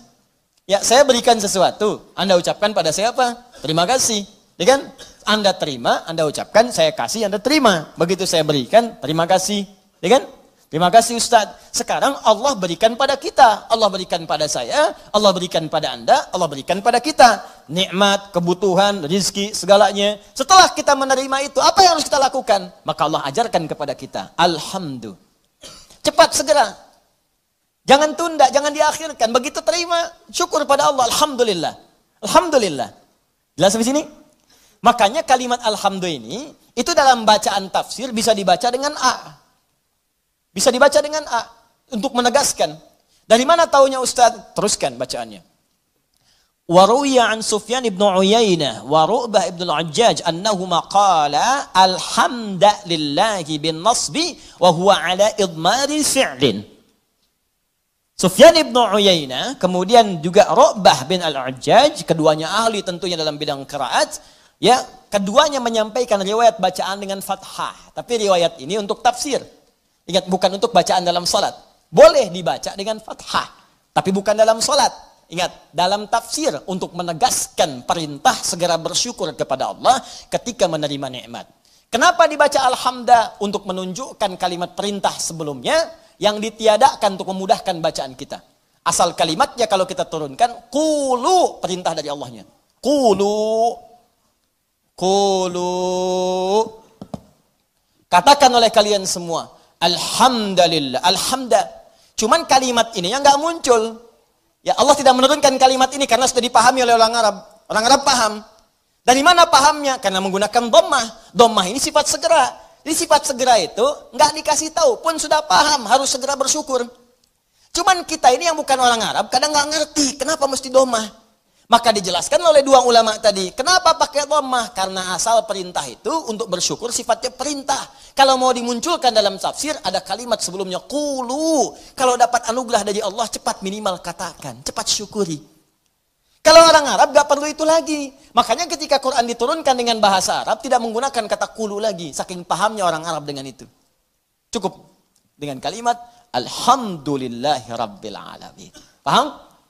Maka kalimat yang pertama, ini perintah dari Allah Subhanahu wa taala, kalau sudah mendapatkan nikmat yang tadi, nikmat diberi, nikmat sehat, nikmat rizki, nikmat macam-macam, maka adab yang pertama dari kita terhadap Allah Subhanahu wa taala, berterima kasihlah kepada Allah Subhanahu wa taala dengan semua nikmat yang telah diberikan itu. Kalimat pertama yang kita ucapkan, segera bersyukur kepada Allah dengan kalimat alhamdulillahi rabbil alamin. Maka kalau ada sesuatu kita dapatkan, adab yang pertama, saya tulis ya, adabnya nanti ada 3. 1, ucapkan kalimat tahmid. Awas, nanti ada kaitan nih dengan penambahan nikmat. Anak lulus ujian, alhamdulillahi rabbil alamin. Ya, proyek dapat, alhamdulillahi rabbil alamin. Ya, dapat tempat pertama, alhamdulillahi rabbil alamin. Dagangan habis di luar dagangan habis, alhamdulillahi rabbil alamin. Ya, ta'lim lancar, alhamdulillahi rabbil alamin. Dapat traktiran teman, alhamdulillahi rabbil alamin. Dapat tumpangan pulang, alhamdulillahi rabbil alamin. Alhamdulillah. Adab yang pertama. Jadi sudah ada, antum aja manusia ngasih langsung terima kasih. Masa Allah ngasih tiap hari kita gak ucapkan alhamdulillah. Itu adab pertama. Awas hati-hati, nanti kalimat ini ringan diucapkan tapi dampaknya besar. Kita akan lihat nanti korelasi dengan ayat yang selanjutnya. Pelan-pelan sebentar di sini. Paham sampai sini? Baik, jadi pertama saya ulangi lagi. Saat kita kemudian mendapatkan semua anugerah dari Allah berupa nilai-nilai kebaikan, maka adab yang pertama bersyukurlah kepada Allah dengan mengucapkan apa? Alhamdulillahi Rabbil Alamin. Baik, adab yang kedua. Fokus. Perhatikan baik-baik. Bukankah di kalimat alhamdu ini ada alif lam? Ingat ya, ada apa? Alif lam. Saya sering katakan kepada kita semuanya, pada diri saya, pada Anda, pada kita semua. Alif lam pada umumnya terbagi dua bagian, dua fungsi. Masih ingat? Satu, ma'rifah. Lam ta'rif. Menunjukkan sesuatu yang khusus. Yang kedua, istighraq. Ya, alif lam al-istighraq. Menunjukkan sesuatu yang sifatnya luas, menyeluruh. Semua, segala, tanpa kecuali. Ta'rif, qalamun, spidol, pena, pulpen, qalamun, al-qalam, yang ini bukan yang lain. Sabburatun, papan tulis. As-sabburah, papan tulis yang ini khusus, bukan yang lain. Sayyaratun, mobil, banyak di luar kendaraan. As-sayyarah, pakai alif lam, yang itu bukan yang lain. Salatun, umum, salat, gimana aja, mau cepat, mau lambat, bebas. As-salat, salatnya khusus, ada aturannya, ada ketentuannya, nggak bisa sembarangan. Nah, itu baru tahu alif lam ma'rifah saja. Kalau kita bisa baca Al-Quran dengan benar, kita paham. Kenapa kalimat salat dalam Al-Quran yang bermakna ibadah, dari takbir sampai salam, semua kalimatnya pakai alif lam. Kalau nggak pakai domir di akhirnya atau idhofah, pakai alif lam. Coba kalimat salat pertama Al-Baqarah ayat 3. Alladzina yu'minuna bil ghaibi wa yuqimunas shalah. 43 wa aqimus salata wa atuz zakah wa aqimus salat.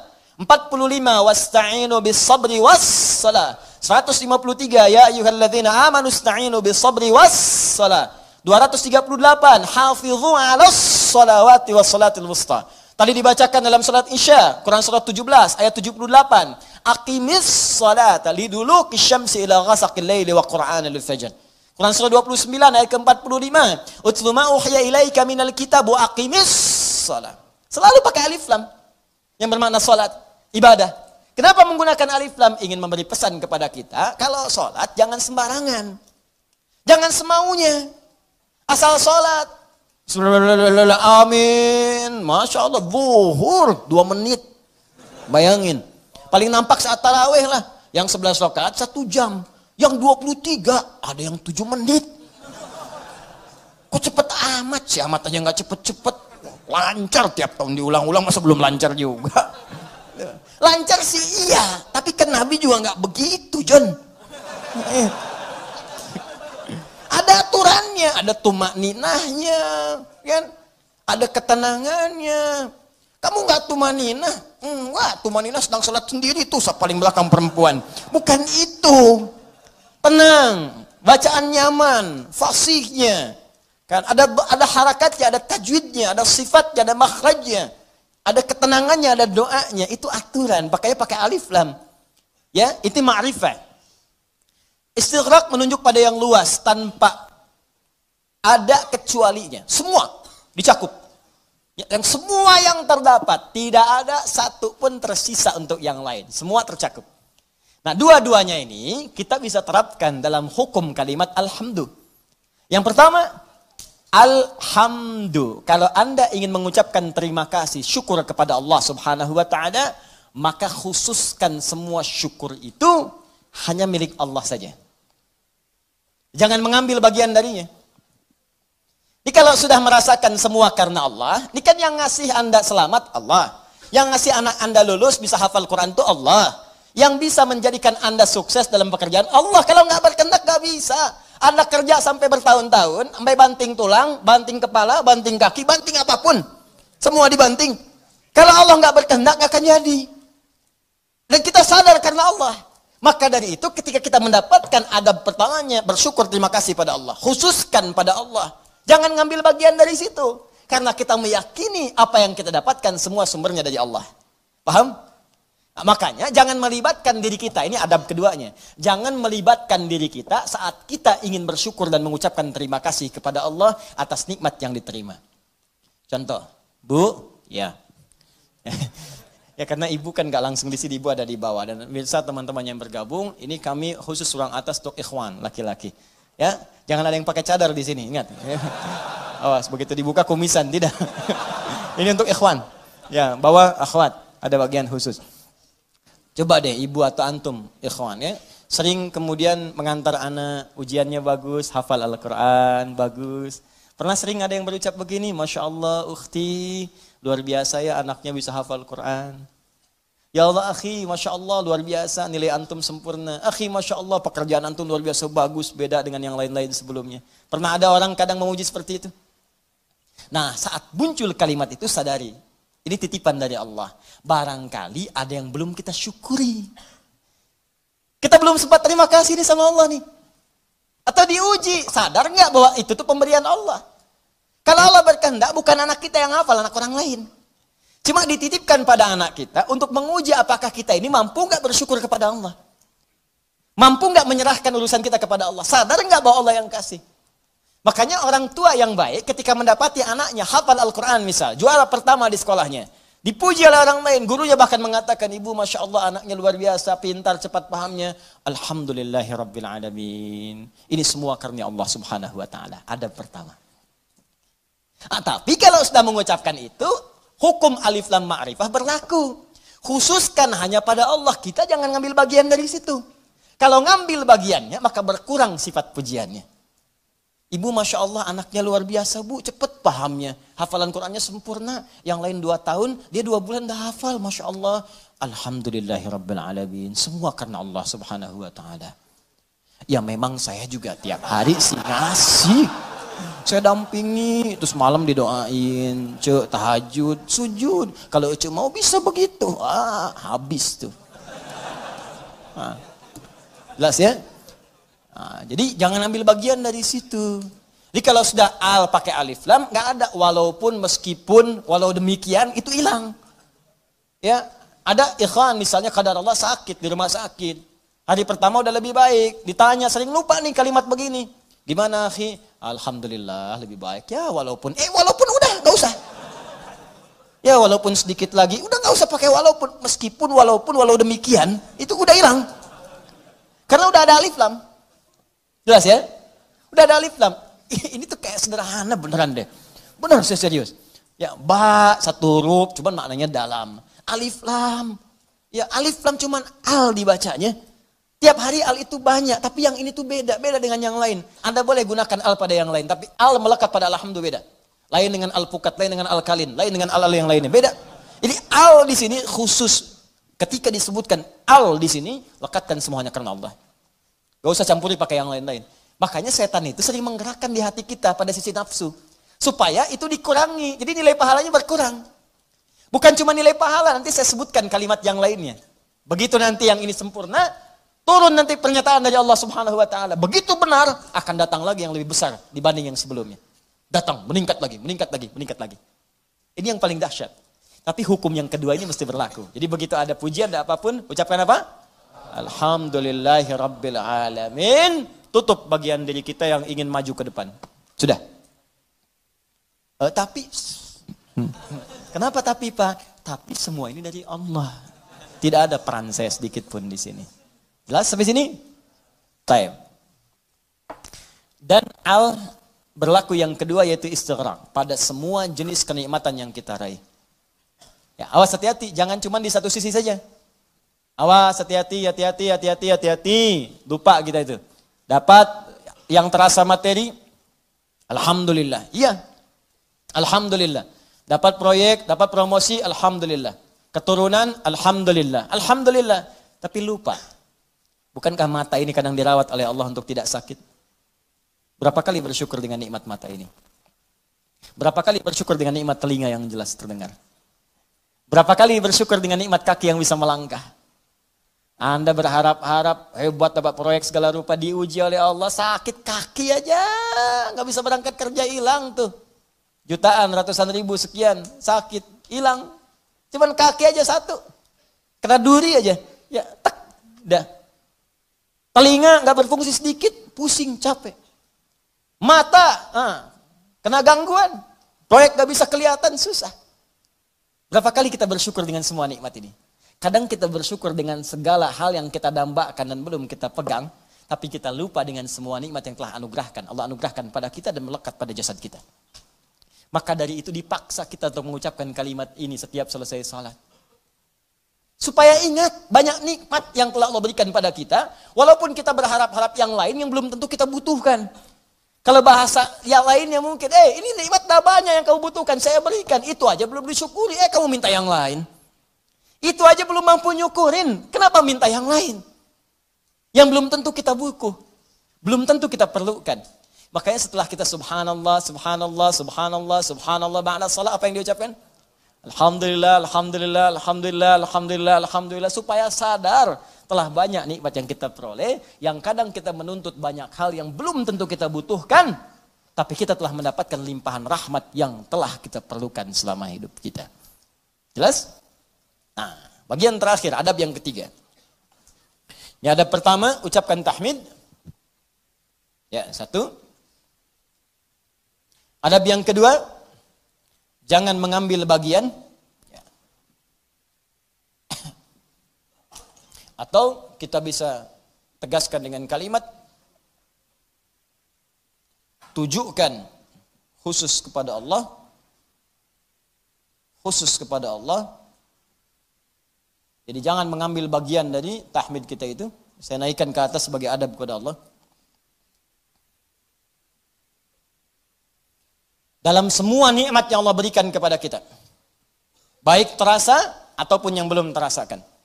Ya, yang terasa sifatnya ini yang kita dapati dalam kehidupan kita. Yang belum terasakan, yang kadang-kadang kita ikhtiar baru kita peroleh. Jangan bedakan semuanya. Semua setiap kita dapati, alhamdulillah. Makanya kalau berzikir pasca sholat, jangan cuma di lisan. Saat alhamdulillah itu, kaitkan dengan nikmat yang telah kita dapatkan. Ini begitu mengucapkan alhamdulillah, alhamdulillah, alhamdulillah. Bayangkan mata sehat, telinga sehat, kaki sehat, hati sehat, pikiran sehat, bening semuanya. Ya, anak sehat, semua sehat, istri sehat, suami sehat. Alhamdulillah, alhamdulillah. Makanya bersyukurnya nikmat. Alhamdulillah. Tapi nggak ada yang nyampe ke hati gitu. Nggak ada yang nyampe. Coba deh ucapkan pelan-pelan. Alhamdulillah, alhamdulillah, alhamdulillah. Rasakan. Ini itu tenang ke hatinya itu. Enak gitu. Zikir yang terasa itu nikmat ke hatinya. Dan ada ketenangan dalam jiwa kita. Ada getaran. Ada getaran tersendiri. Enak rasanya itu. Ada sentuhan ke hati kita. Ya, sentuhlah ia tepat di hatimu. Maka ia akan jadi milikmu untuk selamanya. Ya, sentuh. Maka bacakan zikirmu dengan bahasa hatimu. Sehingga terjadi koneksi antara hati dengan lisanmu. Catat dulu. Mana dulu? Bacakan. Alhamdulillah, alhamdulillah, alhamdulillah. Tenang. Ala bidzikrillahi tatma'innul. Yakinlah kalau zikirmu benar kepada Allah, hatimu akan tenang. Ala itu harful ikhbar wa taukid, menyampaikan sekaligus menekankan. Jadi kalau zikirnya hati belum tenang, berarti ada yang enggak benar zikirnya, ada yang belum tepat. Paham ya? Nah, itu dhammah banyak terkumpul. Banyak. Semua segala hanya milik Allah, ya semua punya Allah itu banyak. Jadi semua aktivitas kita yang kita dapatkan nikmatnya itu semua punya Allah. Banyak punya Allah nggak berkurang. Banyak. Banyak, banyak, banyak. Nah yang terakhir. Ingat baik-baik. Kalimat alhamdulillah itu mengandung makna syukur. Syukur. Ya, kalau manusia berterima kasih, kalau kepada Allah kita bersyukur. Baik. Apa artinya syukur? Ya, syukur itu kalau mau dicatat boleh, kalau mau didengar, dihafalkan atau disimak kembali pun tidak ada masalah, yang penting paham. Paham maksudnya. Syukur itu ungkapan rasa terima kasih, ungkapan rasa terima kasih dan bahagia, ungkapan rasa terima kasih dan bahagia atas nikmat yang diperoleh,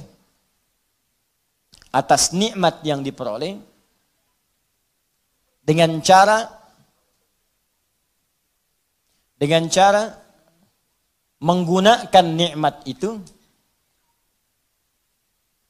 menggunakan nikmat itu sesuai dengan ketentuan yang telah Allah tetapkan.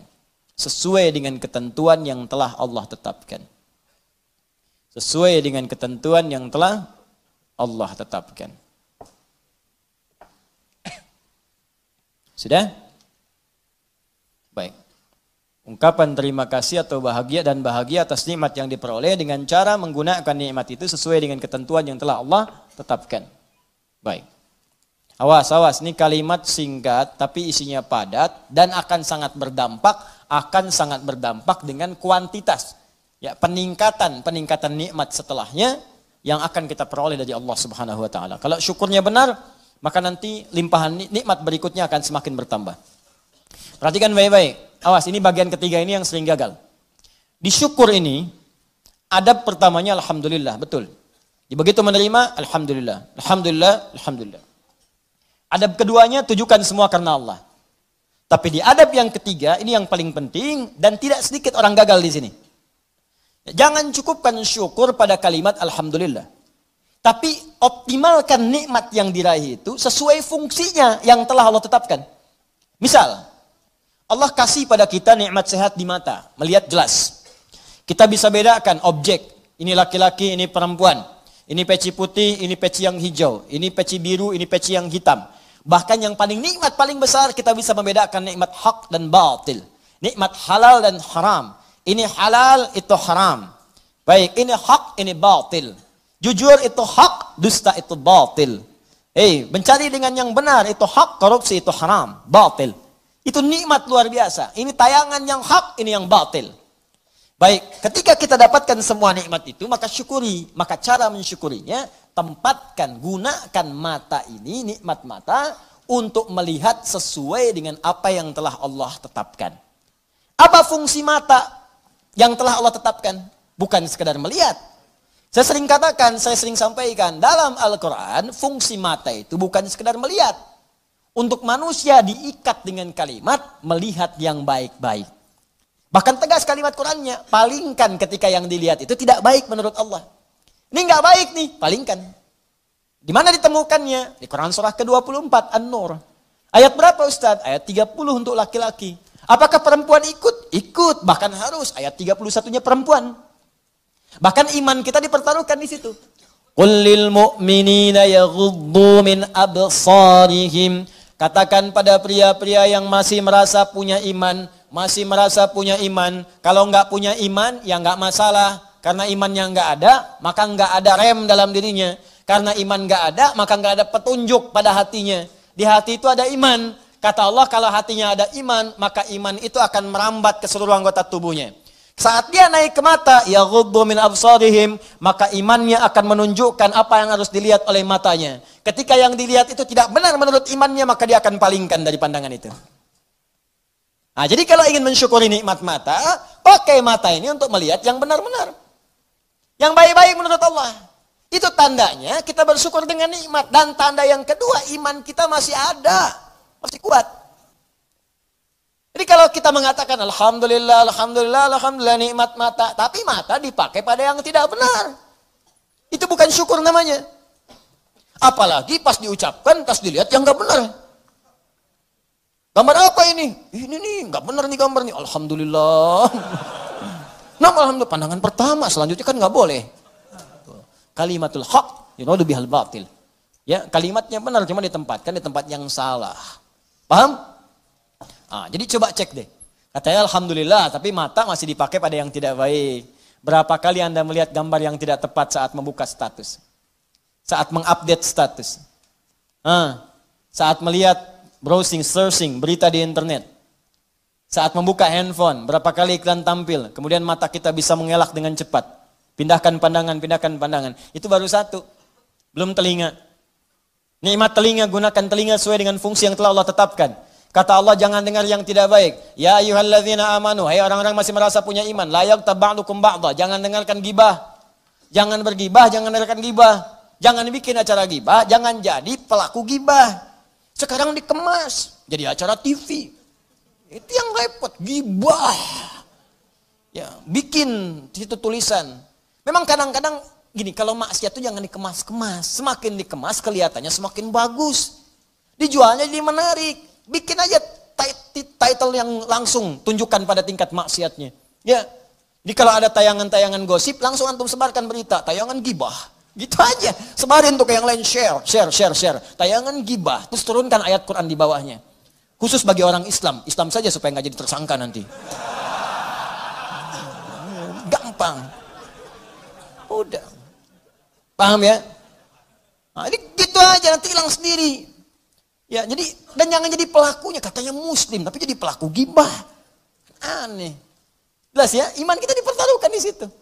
Tuh, itu baru mata, ke telinga, belum ke lisan.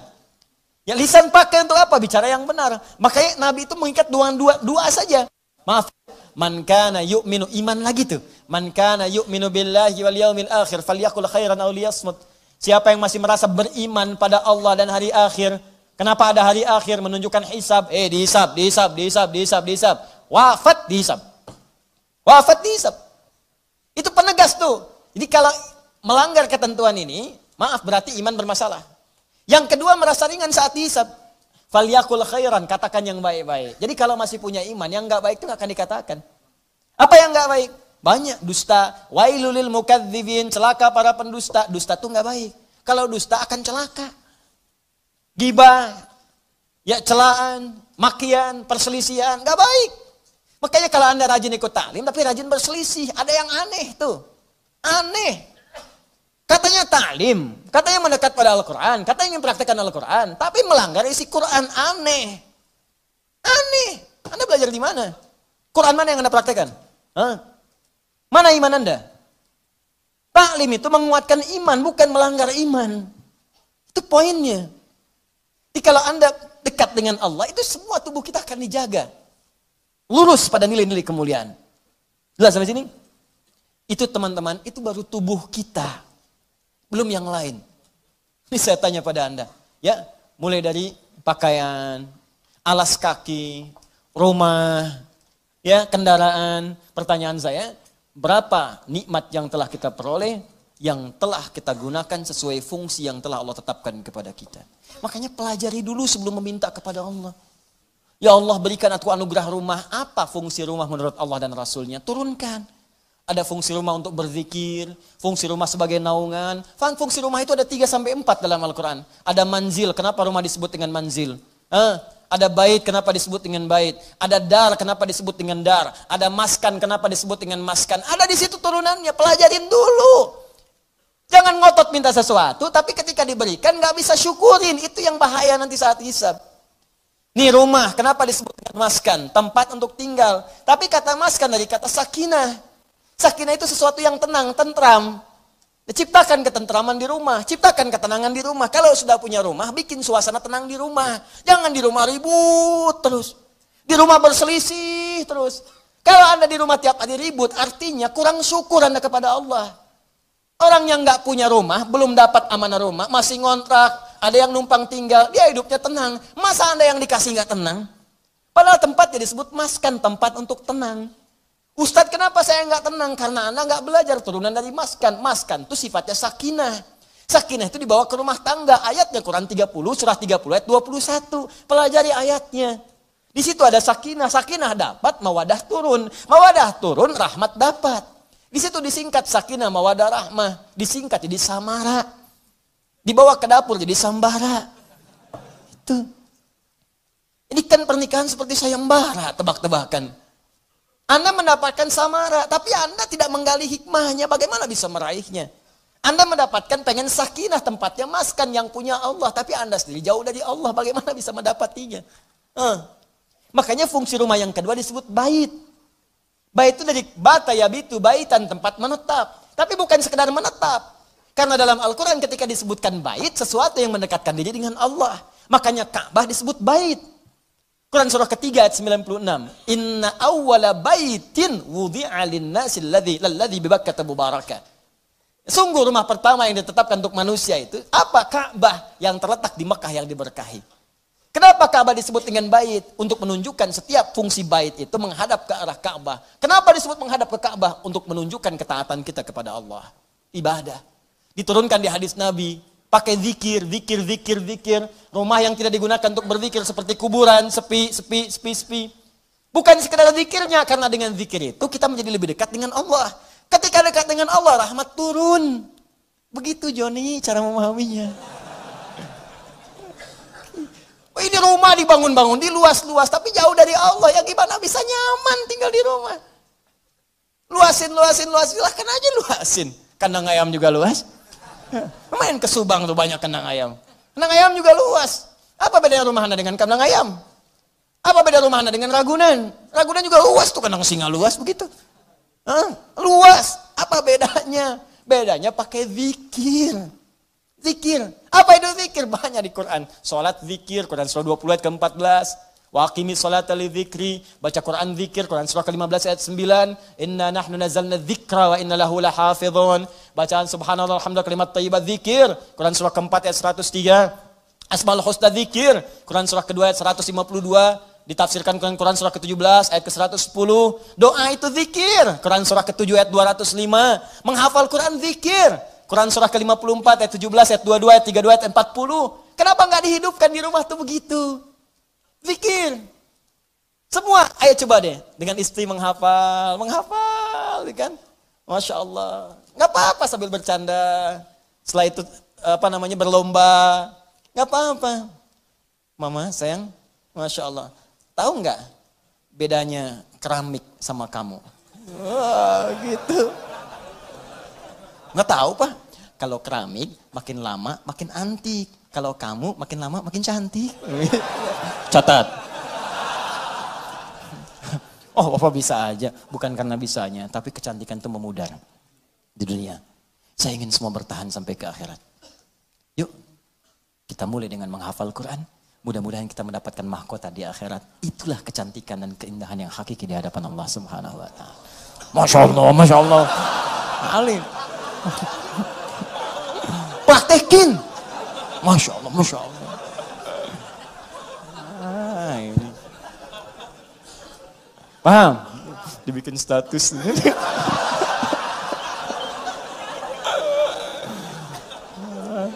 Aduh, dunia ada aja.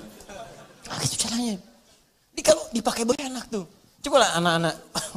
Kalau lihat anak tuh lagi kosong dia baca Quran, lagi main tiba-tiba baca Al-Mulk, baca Al-Qalam, baca macam-macam. Itu indah pokoknya deh. Antum lagi pulang lagi capek tiba-tiba anak dalam mainnya dia baca tuh. Amma yatasalun, lagi main aja, main sepeda, main apa gitu. Hidup tuh suasana rumah. Pakai trigger dulu, ya, kayak speaker aktif atau apa gitu kan. Ya, kemudian pasangkan 24 jam putar. Jadi suasananya terbawa. Antum belum baca nggak apa-apa, mulai pasang dulu aja speaker aktifnya. 24 jam isi, nggak apa-apa muter. Dan biasakan ya anak-anak begitu. Ya, saya berusaha mencoba. Ya, setelah itu kita berbagi dan itu dampaknya besar. Ya, saya praktekkan dulu sendiri, saya coba dulu pada anak-anak tuh dekatkan dengan Quran.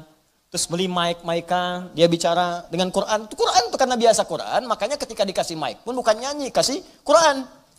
Ya, nyampe dibawa ke mall. Begitu ke mall lihat tuh ada mic yang standing itu berdiri. Ya, Masya Allah. Orang kan biasa pakai buat karaoke, tulisannya karaoke. Dia cobain di mall. Ya, wailul likulli humadzatil lumazah. Di mall bayangin tuh. Ya. Tapi ya biarin aja sekali-kali di mall ada ngaji kan.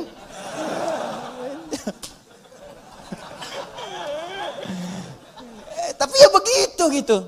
Itulah nikmat, itulah syukur. Syukur itu butuh realisasi, bukan cuma ucapan. Alhamdulillah rumah kita besar, syukur aja silakan undang bagi dengan tetangga, alhamdulillah. Tapi buktikan, jangan setelah undang tetangga segala rupa, lupa lagi dengan Allah. Tuh kalau digali banyak, ada maskan, ada bait, ada dar, ada manzil. Manzil nazala, turun, manzil tempat menurunkan. Apa yang diturunkan situ? Turunkan keturunan. Makanya jangan pernah bermaksiat di luar rumah. Setelah berumah tangga ada rumah, lakukan semua hubungan di dalam rumah. Jangan maksiat di luar rumah. Ya, yang kedua menurunkan kasih sayang, menurunkan segala rahmat, menurunkan segala perhatian. Di situ berikan pada anak, pada setiap yang ada di rumah dan sebagainya. Itu baru satu. Di kadang-kadang begini, Allah udah kasih, minta yang lain, yang ini aja belum dipakai ibadah. Antum udah nyari-nyari pakaian yang lain, ini pakaian yang dipakai ini udah pernah dipakai ibadah belum? Pakai sholat, pakai ngaji, pakai macam-macam. Ini kadang-kadang begini, saya sering dapat pertanyaan, Ustaz, saya ini cari pekerjaan, nggak pernah keterima. Saya bilang sini mas. Baju ada? Ada. Makan tiap hari ada? Alhamdulillah. Kendaraan ada? Sepeda Ustaz punya. Alhamdulillah. Baik. Rumah ada? Ada Ustaz. Alhamdulillah. Sudah berapa banyak yang dipakai ibadah? Sepeda sudah mengantarkan Anda pada sholat? Kadang-kadang Ustaz. Baju udah semua dipakai ibadah? Ya belum semua Ustaz. Ah itu Anda itu begitu. Itu kan semua titipan. Setiap titipan akan ditanya.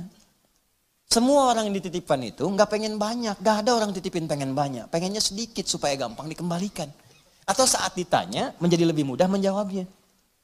Nah sekarang Anda aja yang dikasih oleh Allah saja titipan belum digunakan pada yang benar. Bagaimana bisa meminta yang lain? Barangkali bukan Allah belum mau ngasih. Tapi Allah menginginkan Anda maksimalkan dulu nikmat yang ini. Kalau sudah semua maksimal jangankan Anda minta. Belum minta pun Allah bisa kirimkan yang lain. Itu poinnya. Mudah bagi Allah. Karena Allah mampu menguasai semua alam. Jangankan pengen pekerjaan. Semua alam pengen dikasihkan. Jangankan menguasai, merawat semuanya, memberikan semuanya, ngasih, memberikan, merawat, mencukupkan, semua diberikan. Sifat yang memberikan, merawat, memenuhi semuanya tanpa kecuali dalam bahasa Arab disebut dengan rububiyah. Yang memilikinya disebut dengan Rabb. Karena itu kata Rabb secara tunggal, kalau tidak dilekatkan dengan kalimat lain, itu artinya nggak boleh diberikan kecuali hanya pada Allah saja. Rabb. Awas hati-hati, Rabb. Gak boleh manusia diberi nama dengan Rabb. Rabb. Kecuali disambung dengan yang lain. Robbie Williams. Misalkan. Nah, atau misalnya Muhammad Rabbi. Ya. Kalau bersambung dengan yang lain boleh. Boleh. Ya, di kisah Nabi Yusuf Quran surah 12 ayat ke-42. Ya. Wa qala lilladzi dhanna annahu najin minhuma udhkurni 'inda rabbik. Bukan Allah di situ. Ya, ketika Yusuf alaihissalam berkata kepada satu di antara dua orang yang ditakwilkan mimpinya. Dan dia duga dia akan berhasil keluar dari situ selamat. Ya selamat. Maka dia katakan berikan pesan kepada orang ini. Ya napi yang akan lolos ini selamat ini. Kata Nabi Yusuf alaihissalam. Nanti sebutkan kisah saya kepada rajamu. Ya Rabb di situnya. Tapi ada kaf di situ. Rabbik bukan Rabb sendiri. Ditunjukkan kepada raja. Jelas sampai sini? Baik itu boleh. Gak ada masalah. Nah tapi ingat sifat Rabb. Kalaupun dilekatkan dengan kalimat lain, itu tidak hanya menunjuk pada aspek kepemimpinan, tapi ada perawatan dan maslahat di dalamnya. Yuk kita baca sedikit tafsirnya. War-rabbu huwal malikul mutasarrif, wa yutlaqu fil lughati ala as-sayyid wa ala al-mutasarrif lil islah, wa kullu dhalika sahihun fi haqqillahi ta'ala. Kata Rabb itu hanya milik Allah Subhanahu wa ta'ala. Bermakna malik yang memiliki segalanya. Mutasarrif yang berkehendak untuk menggunakan pada apapun yang dikehendakinya pada semua yang dimilikinya. Terserah Allah. Terserah Allah. Nih, maaf ya. Maaf sekali lagi, maaf. Ini tangan punya siapa? Ya Allah. Maaf. Mata punya siapa? Ya Allah. Telinga punya siapa? Nah, karena punya Allah, terserah Allah, ya Allah yang punya. Iya kan? Sekarang yang punya nitipin ke kita supaya kita pakai. Makanya kita katakan inna lillah, kita itu punya Allah. Inna lillahi, kita semua punya Allah. Wa inna ilaihi raji'un. Karena kita punya Allah, besok lusa kita pulang kepada Allah. Karena kita punya Allah, mata punya Allah, telinga punya Allah, tangan punya Allah, terserah Allah. Maka Allah bikin aturan. Karena kamu punya saya yang ciptakan. Nih cara menggunakan semua jasa dalam tubuhmu. Pakai sesuai petunjuk pemiliknya. Tangan gunakan begini, mata gunakan begini. Makanya kalau tangan dipakai maksiat, Allah marah yang punya. Wasariqu wasariqatu faqtu aydiyahuma, kata Allah, tangan saya kan suruh gunakan yang baik, kenapa dipakai mencuri? Daripada pakai mencuri potong aja tangannya. Yang punya marah. Saya punya motor saya titipkan pada Anda. Saya bilang pakai motor ya, pakai yang baik-baik buat taklim, buat cari nafkah. Anda pakai motor buat maksiat, rampok orang pakai motor itu, saya marah enggak? Marah. Motor Anda tabrak-tabrakin. Bemper pengok, spion hilang, gitu kan? Semua habis. Marah enggak saya? Marah. Ini tubuh kita punya Allah dipakai maksiat, ya wajar Allah marah. Perangkat hidup punya Allah dipakai maksiat, ya wajar Allah marah. Malikul mutasarrif. Makanya kata yang memiliki dan mengatur semuanya sesuai dengan kehendaknya itu Rabb namanya. Kalau kalimat itu diambil untuk sifat keteladanan kepada makhluk misal manusia, maka tambahkan kalimat lain. Rabbul bait yang merawat rumah. Ya, Rabbud daulah yang merawat pemerintahan. Kenapa disebut Rabb? Supaya dengan perawatan itu memberikan maslahat. Makanya para pemimpin baik di rumah tangga ataupun aspek yang lebih luas lagi, kalau dia memimpin tapi tidak mengarahkan pada yang lebih baik, besar pertanggungjawabannya di hadapan Allah Subhanahu wa taala. Tinggi itu. Awas, hati-hati. Hati-hati. Dan itu berat di hadapan Allah Subhanahu wa taala. Nah, kita tutup kalimatnya, alhamdulillahi rabbil alamin. Kata Allah, kenapa menggunakan kata Rabb? Rabb itu sifat memberi tanpa batas, sifat merawat dengan sempurna. Kalau engkau bersyukur kepadaku, menggunakan semua nikmat yang telah aku berikan sesuai dengan perintahku dan fungsinya, maka aku akan tambahkan lagi bagi kalian. Tambahkan lagi. Dan aku akan rawat kalian beserta nikmat-nikmat itu, sehingga semua nikmat terpakai dalam hidup kalian. Itu yang disebut dengan berkah. Dapat gaji 100.000, semuanya tergunakan dalam manfaat. Kan ada orang dapat 1 miliar sebulan, tapi nggak ada manfaatnya, habis. 100 juta 3 hari habis. 200 juta sepekan habis, tapi manfaatnya nggak kerasa. Aduh, kadang-kadang kasihan. Kasihan banget. Dapat gaji 100 juta, sepekan habis. Pakai nonton burung, pakai nonton kuda doang. Kuda lewat, bayar 20 juta, cuma lihat kuda doang. Masya Allah, pakai ini, pakai itu. Jalan sini, dia sini nggak menikmati. Kalau berkah nggak apa-apa, makin banyak makin berkah. Banyak beri orang lagi, sedekah lagi, berkah nggak apa-apa. Ya, pilih mana? Sedikit tapi berkah atau banyak tapi berkah? Banyak tapi berkah. Banyak berkah. Ya berangkat umrah, berangkat haji, sedekah, infak, ini banyak berkah, banyak. Alhamdulillah, nggak apa-apa. Tapi sering terjadi banyak dikumpul-kumpul, dia sendiri nggak merasakan itu. Dan yang paling dahsyat itu kadang berkelahi dengan orang yang dipegang aja di tabungannya belum habis. Itu sekarang banyak orang aneh itu, banyak orang aneh. Beneran, serius saya. Banyak orang aneh. Kalau Anda cek kekayaannya luar biasa. Miliaran, triliunan dan sebagainya. Tapi masih mengharapkan yang lain, itu aja belum kepake buat dia. Bawa uang aja 1 miliar, masuk ke restoran, makan, mau makan apa situ? Itu aja belum habis. Sudah pengen makan aspal, makan hutan, makan ini, makan itu. Allahu Akbar. Apa yang mau dimakan? Kasihan saya. Kasihan bener. Hidupnya kasihan, dikumpul-kumpul kepake enggak. Mati aja, udah. Udah selesai itu. Jadi cuma mewariskan masalah. Dan kalau enggak berkah, celaka begitu dia meninggal. Orang rebutan, anak cucunya rebutan. Saling tembak, saling bunuh, meninggal. Nggak ada yang dapet. Kan sering saya bilang kayak 2 orang rebutan mobil. Dua-duanya meninggal. Mobilnya cuma ketawa. Paham ya? Nah, maka kalau kita benar menggunakannya, Rabb, sifat rububiyah itu muncul. Allah akan merawat. Maksudnya menjadikan semua nikmat yang Allah berikan pada kita berkah. Kepake semua. Kepake, ada manfaatnya. Berkah itu ziyadatul khair, nilai kebaikannya bertambah. Nah, kemudian sifat Allah untuk memberikan tambahan itu dialihkan, diuraikan pada kita dengan melimpah. Tambah. Kata Allah, jangankan rumahmu yang kecil itu, semua alam saja tanpa batas saya bisa rawat. Jangankan kau minta yang sedikit, minta semua alam pun aku berikan karena aku Rabbul Alamin. Karena itu sifat lillah, alhamdulillahi, hi harakatnya. Kemudian sifat yang kedua ikut, Rabbi bukan Rabbu, Rabbi i-nya menunjuk kepada Allah tadi. Seperti bismillahirrahmani. Ya, rahmani i ke Allah. Maka Rabbi ke Allah, Rabbil Alamina. Kata Allah, akulah Tuhan yang merawat, yang menguasai semua alam. Alam saja sudah jamak bentuknya. Alam, jamak. Alamin, jam'ul jamak. Jamak dari semua jamak. Jadi kalau ada yang banyak, semua yang banyak itu aku kuasai, kata Allah. Manusia sedikit. Kalau kau mau minta, aku berikan. Apa yang kamu inginkan? Kalau kamu ingin aku rawat. Jangankan kamu, semua alam aja aku rawat, apalagi cuman kamu. Sudah hasil? Nah, maka dari itu, pada ayat yang ketiganya, Allah turunkan kemudian ayat yang sangat indah untuk menerapkan kaidah di ayat yang kedua ini. Perhatikan baik-baik. Kalau Anda benar-benar bersyukur kepadaku, kata Allah, menggunakan nikmat dengan baik, sesuai peruntukanku, aku akan tambahkan kepadamu, aku akan rawat nikmatmu, bahkan apapun yang kamu minta, walaupun sepenuh alam, aku akan berikan jika engkau itu butuhkan. Karena aku penguasa, pemilik, dan pengatur semua alam tanpa kecuali. Maka turun Quran surah ke-14 ayat ke-7 di kaidah ini. La in syakartum la azidannakum. Kalau engkau bersyukur kepadaku, la azidannakum, maka aku akan tambahkan kepadamu. Masih ingat teman-teman sekalian? Kalimat alhamdulillahirabbil alamin, bukankah kalimat syukur? Syukur atas apa? Nikmat yang kita peroleh. Di mana nikmatnya? Di kalimat ayat pertama. Bismillahirrahman. Rahman nikmat dunia.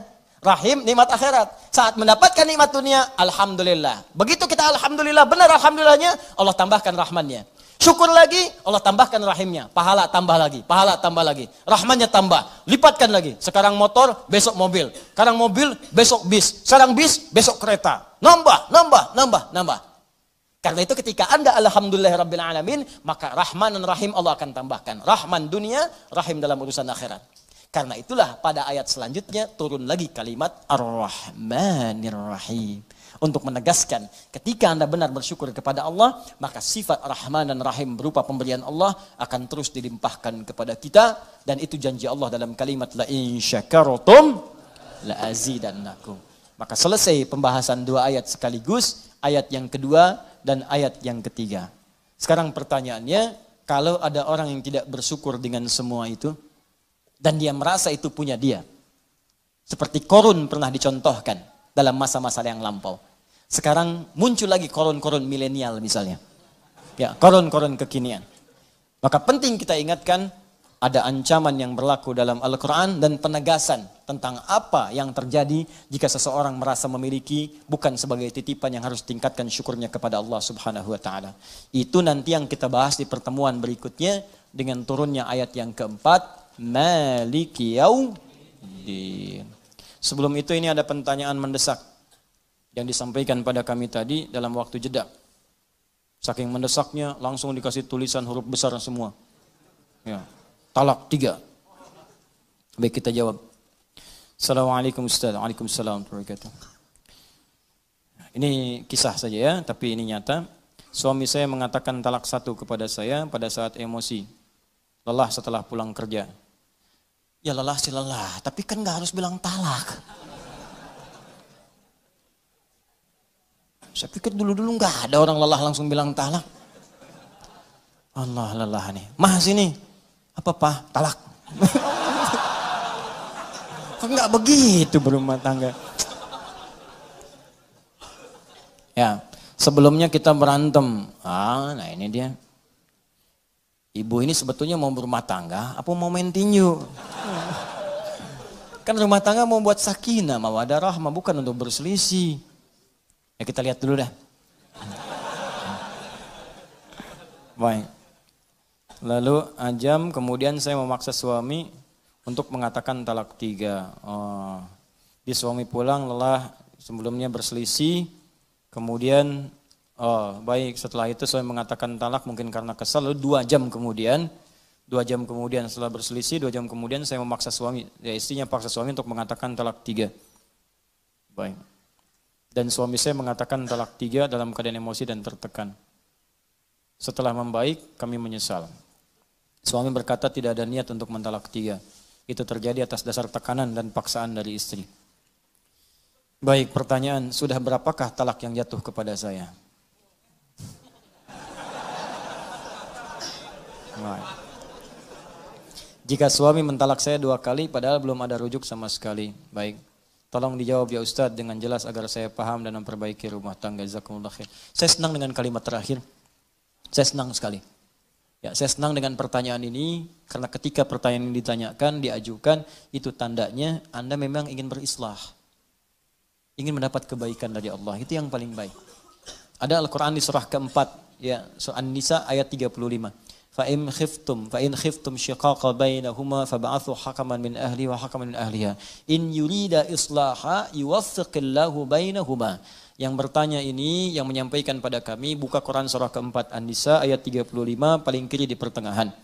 Allah menyampaikan jika dalam rumah tangga, kalian khawatir ada perdebatan yang gak bisa diselesaikan. Sehingga berdampak pada perpecah belahnya rumah tangga. Maka kalau nggak bisa menyelesaikan sendiri, maka undang atau tanyakan pada orang bijak, hakaman. Orang bijak, orang paham hukum, orang bisa memberikan solusi. Bukan curhat pada orang yang menambah masalah. Awas, ini rumus di rumah tangga kalau sedang punya masalah, ibu khususnya, jangan curhat pada orang yang bisa menambah persoalan. Cari orang yang bisa memberikan solusi, boleh cerita. Boleh cerita, tapi bukan pada orang bisa hanya berbagi cerita pada orang lain, apalagi media sosial. Hati-hati, cuma ditulis bikin status. Kamu tidak seperti aku kira. Tuliskan. tungguin komen. Itu cuma nyebar sendiri. Nanti begitu masalah selesai nggak bisa diralat. Nungguin komen, datang-datang celing maghrib ada. Kunaon ece, kenapa gitu? Kan nggak lucu. Baik, teruskan ke sini. Balik ke sini. Kemudian kalau sudah seperti itu, lihat kalimatnya in yurida islaha yuwaffiqillahu bainahuma. Jika keduanya ingin islah, memperbaiki, ingin lebih baik lagi, ingin lebih mulia lagi, ingin Allah ridha, maka Allah akan berikan petunjuk kepada keduanya untuk memperbaiki keadaan rumah tangganya. Maka syarat yang pertama sebelum saya jawab ini pada yang bertanya, niatkanlah untuk memperbaiki diri dulu. Jangan sekedar mendapatkan jawaban. Kalau sudah niatnya benar, ingin mendapatkan ridha Allah, ingin memperbaiki, insya Allah akan lebih mudah jalannya untuk diperbaiki dan untuk mendapatkan kenikmatan lebih baik dibanding dengan hari-hari sebelumnya yang telah dilalui. Nah, maka baru kita bicara kepada hukum. Ini dulu perbaiki niat. Kalau niatnya benar kata Allah, saya akan beri jalan supaya rumah tangganya lebih indah, lebih nyaman, lebih samara dibandingkan persoalan-persoalan sebelumnya. Baik. Maka hukumnya yang pertama apa? Yang pertama, talak itu tidak bisa dijatuhkan seketika punya nilai lebih daripada satu. Itu punya jeda, punya interval. Misalnya kalau dijatuhkan, misal keluar dari kalimat seorang suami, saya talak kamu saat ini. Mau diucapkan saya talak 10 kali, saya talak 3 kali, saya talak sepanjang gunung, saya talak misalnya dari Sabang sampai Merauke, ya, saya talak seluas samudra, tetap jatuhnya satu. Jatuhnya satu. Kapan satu itu kemudian prosesnya? Thalathata quru, 3 kali masa suci. Ditalak dalam keadaan suci misalnya, ya, kemudian dia haid sekali, dan yang kedua lagi haid lagi, yang ketiga kemudian haid lagi, suci pada yang ketiga kali, baru itu batas terakhirnya. Nah, talak ketika diberikan ini yang pertama disebut talak raj'i. Raj'i itu dari kata ruju', berpeluang balik. Jadi sebetulnya talak itu bukan untuk memisahkan asalnya, tapi untuk merenungkan supaya memperbaiki hubungan keluarga. Ini banyak orang salah persepsi. Ya Allah itu saking sayang dengan rumah tangga, jangan pisah, jangan pisah, jangan pisah. Makanya ketika diberikan talak yang pertama, sulit nih, nggak bisa diselesaikan. Talak pertama ini disebut rujuk. Motivasi talaknya untuk berpikir supaya rujuk lagi. Bukan supaya pisah. Apalagi saat talak yang pertama ini sengaja berbuat onar supaya pisah betulan. Tidak, renungkan dulu, ini sejalan nggak, benar nggak nih rumah tangga nih? Ya, ada nggak rasa cinta nih dalam saat sekali masa suci, ada nggak perhatian? Nanya nggak, kan? Ada nggak peluang untuk diskusi? Terbuka nggak untuk bicara, untuk memperbaiki diri? Itu disebut rujuk namanya. Kalau dalam masa itu tiba-tiba ada ungkapan, maaf, aku rasanya berbuat banyak kesalahan kemarin. Atau ada rasa rindu, tiba-tiba nggak keluar kata-kata itu, tiba-tiba malamnya berhubungan misalnya. Dengan berhubungan itu selesai, nggak ada akad, nggak ada macam-macam, talaknya nggak berlaku lagi, selesai di situ. Ya, talak pertamanya selesai dan rujuk dia di situ. Ya, cukup dengan mengucapkan misalnya, kita rujuk lagi, atau tanpa kalimat itu cuma berhubungan malam harinya. Begitu berhubungan selesai. Ini memang agak unik, katanya kesal tapi berhubungan, kan? Itu tandanya masih sayang. Ya, tanda sayang, ada tanda cinta, sudah begitu berhubungan selesai, talaknya selesai, tuntas, rujuk lagi. Rujuk, nggak berlaku talak. Paham ya? Nah, nggak berlaku hukum di sini. Jadi masanya 3 kali masa suci. Kalau 3 kali ini nggak ada sama sekali, memang dia abai. Ternyata bermaksiat di belakang istrinya misalnya, atau istri bermaksiat di belakang suaminya. Ya, memang seperti itu, nggak bisa disatukan. Nggak ada sayang, nggak ada tanda, cuek, macam-macam dan sebagainya. Bahkan melarang untuk taklim, melarang untuk sholat, melarang macam-macam. Misal, gitu kan? Dalam masa suci ini 3 kali nggak ada apa-apa, maka perempuan bebas. Bebas di sini. Nanti ada hukum-hukum apakah mengembalikan iwad atau lainnya, tinggal diproses secara administratif. Talak. Tapi kalau suami dalam masa 3 kali suci ini, ya dia berkeinginan untuk rujuk dan dia menyatakan ingin memperbaiki diri. Makanya kalau ada hal seperti itu boleh undang orang tuanya atau paman atau orang bijak atau ustadz, minta mediasi. Apa yang kurang-kurang pertemukan dan berniat memperbaiki. Kata Allah, kalau niat memperbaiki saya bimbing. Tapi kalau semua merasa benar dan merasa sempurna, gak akan pernah selesai. Ingat ya, di rumah tangga itu pasti dua-duanya punya kekurangan karena manusia. Yang sempurna itu cuma malaikat. Sering katakan itu. Quran surah ke-66 ayat ke-6. La ya'sunallaha ma amarahum wa yaf'aluna ma yu'marun. Malaikat itu sempurna, enggak kenal maksiat. Malaikat makhluk benar, enggak kenal salah. Setan makhluk salah, enggak kenal benar. Kita ini manusia, malaikat bukan, setan never. Ya, enggak pernah jadi setan, enggak akan pernah kita mau jadi setan, bukan malaikat.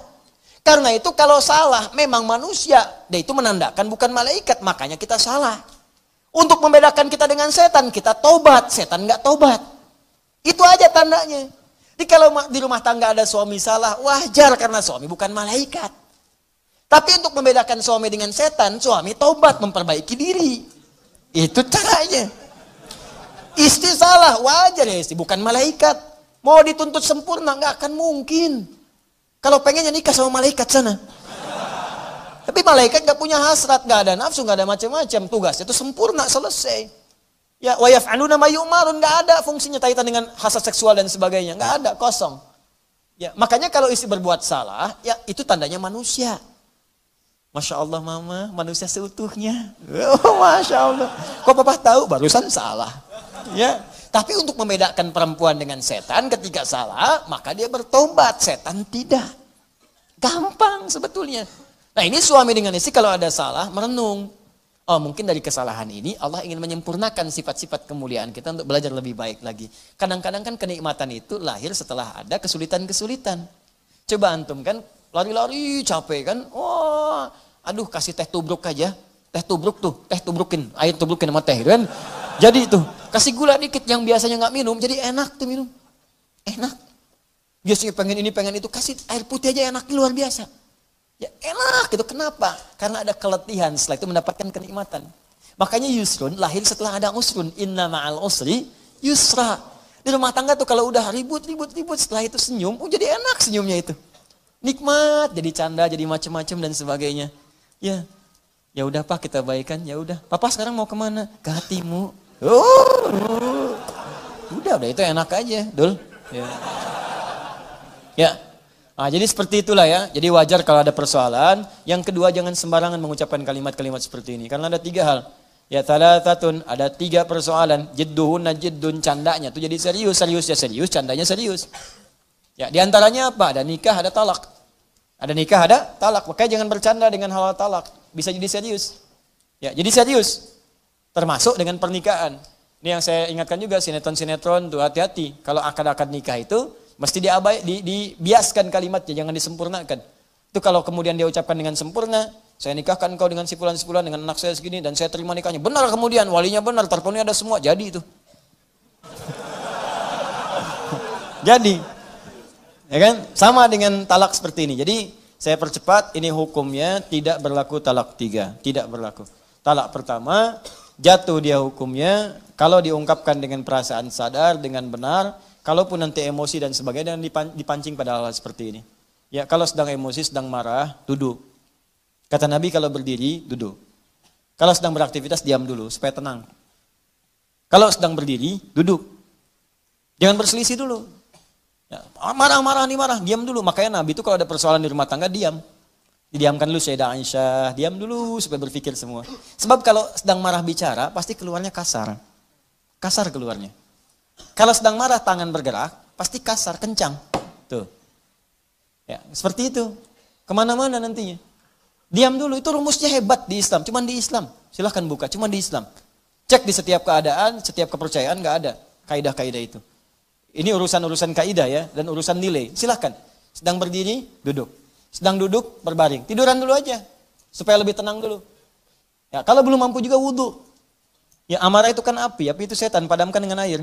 Wudhu, tenang gitu. Ya, jelas ya? Ya, bukan dengan pohon sengon, wudhu. Wudhu. Sudah, saya kira selesai jawabannya. Jadi sekarang yang bertanya pulang ke rumah, istighfar, ya malam sholat bersama-sama, suami jadi imam, istri jadi makmum, minta ridha Allah Subhanahu wa taala, minta bimbingan Allah, insyaallah setelah itu rumah tangga dalam keadaan damai dan tenang insyaallah ya. Niatkan benar karena Allah Subhanahu wa taala, termasuk Anda. Para ayah, para ibu, besok lusa kita semua wafat. Maka anak-anak yang akan meneruskan perjuangan kita. Maka sekolahkan mereka di tempat yang baik. Ya, berikan pendalaman Al-Quran, berikan kesempatan untuk belajar mendapatkan bimbingan salat supaya kalau kita wafat tenang kita karena mereka akan membawa nama baik kita sampai kembali menghadap kepada Allah Subhanahu wa taala. Itu nasihat saya, semoga Allah meridhai kita semua dan saya memohon maaf kepada seluruhnya apabila dalam taklim sampai hari ini ada banyak kekurangan-kekurangan dan kesalahan-kesalahan yang tentunya Anda dapatkan. Kalau dalam materi itu salah, gampang, tinggalkan aja dan cari pendapat lainnya lebih baik. Tidak usah banyak berdebat, tidak usah banyak diperselisihkan. Tapi adabnya Anda bisa tanyakan kepada saya. Kalau memang itu salah, saya sendiri juga akan menyampaikan bahwa itu keliru. Tinggalkan pendapat saya, ambil pendapat yang lain lebih benar. Ketimbang Anda cuma publikasikan atau bikin sesuatu yang tidak ada solusinya di situ. Kalau ternyata Anda yang salah, saya tunjukkan, oh bukan seperti itu pemahamannya. Maka kemudian Anda pun tidak perlu repot untuk meralatnya. Karena di situ ada nilai-nilai kebaikan yang mungkin kita bisa belajar bersama. Ya, saya kira itu. Allahumma taqabbal minna innaka antas samiul alim. Nahmaduka hamdan syakirin, hamdan na'imin, hamdan yuwafi ni'amahu wa yukafi mazidah. Ya Rabbana lakal hamdu wa lakal syukru kama yanbaghi li jalali wajhikal karim wa li 'azimi sultanik. Allahumma salli wa sallim wa barik ala habibikal karim rasulikal mustafa al-amin sayyidina Muhammadin wa ala alihi wa sahbihi ummati ila yaumiddin. Allahumma rabbana la tad'a lana fi maqamina hadha wa fi kulli maqamin dhanban illa ghafarta. ولا هما إلا فرجته ولا دينا إلا قضيته ولا مريضا إلا شفيته ولا حاجة من حوائج الدنيا والآخرة فيها لك رضا وفيها لنا الصلاة إلا قضيتها يا أرحم الراحمين. Ya Allah, jika ada hambamu yang penuh dosa datang ke majlis ini, maka jangan biarkan dia meninggalkan majlis ini kecuali Engkau ampuni segala dosa-dosanya. Jika ada yang perasaannya sedang gelisah, maka mohon ya Allah tenangkan keadaan hatinya. Jika ada yang sedang mengalami kesulitan seberat apapun di rumah tangganya, pekerjaannya, kehidupan sosialnya, mohon ringankan dan hilangkan segala kesulitannya. Jika ada di antara hambamu yang sedang sakit, ya Allah mohon sembuhkan segala penyakitnya. Allahumma alimna ma jahilna wa fahimna ya Allah bima ta'allamna. Allahumma wafiqna li na'mala bima ta'allamna. Ya Allah, ajarkan kami ilmu yang bermanfaat, jadikan kami paham atas apa yang kami pelajari, dan mohon bimbing kami untuk mengamalkan apa yang telah kami pahami. Allahumma barik ya Allah lana wa barik fi biladina waj'al biladana ya Allah anta tarda anha. Ya Allah, berikan keberkahan kepada kami, kepada negeri kami, dan berkahi negeri kami tempat kami tinggal ya arhamar rahimin. Allahumma barik asatidzatana wa ikhwanana ya Allah alladzina yudrisunana walladzina darasuna walladzina 'allamuna ya Allah min ikhwatina wa khasatan ya Allah asatidzatina al-habaib al-asatidzah wal kiyahi ya arhamar rahimin. Ya Allah, mohon berikan keberkahan pada ustaz-ustaz, para habaib, para guru-guru, kiai-kiai yang ada dan mengajar kepada kami, baik itu orang tua kami, kerabat kami, paman kami, uak kami, ataupun siapapun yang telah mengajarkan kami. Anugerahkan keberkahan kepada ilmu mereka, ikhlaskan mereka ya Allah, dan lipatkan pahala kepada mereka. Allahumma rabbana atina fid dunya hasanah fil akhirati hasanah wa qina adzabannar bifadlika subhana rabbika rabbil izzati amma yasifun wa salamun alal mursalin wa akhiru da'wana alhamdulillahi rabbil alamin. Subhanakallahumma bihamdika asyhadu an la ilaha illa anta astaghfiruka wa atubu ilaik wa akhiru da'wan alhamdulillahi rabbil alamin. Al'afu minkum. Assalamualaikum warahmatullahi wabarakatuh.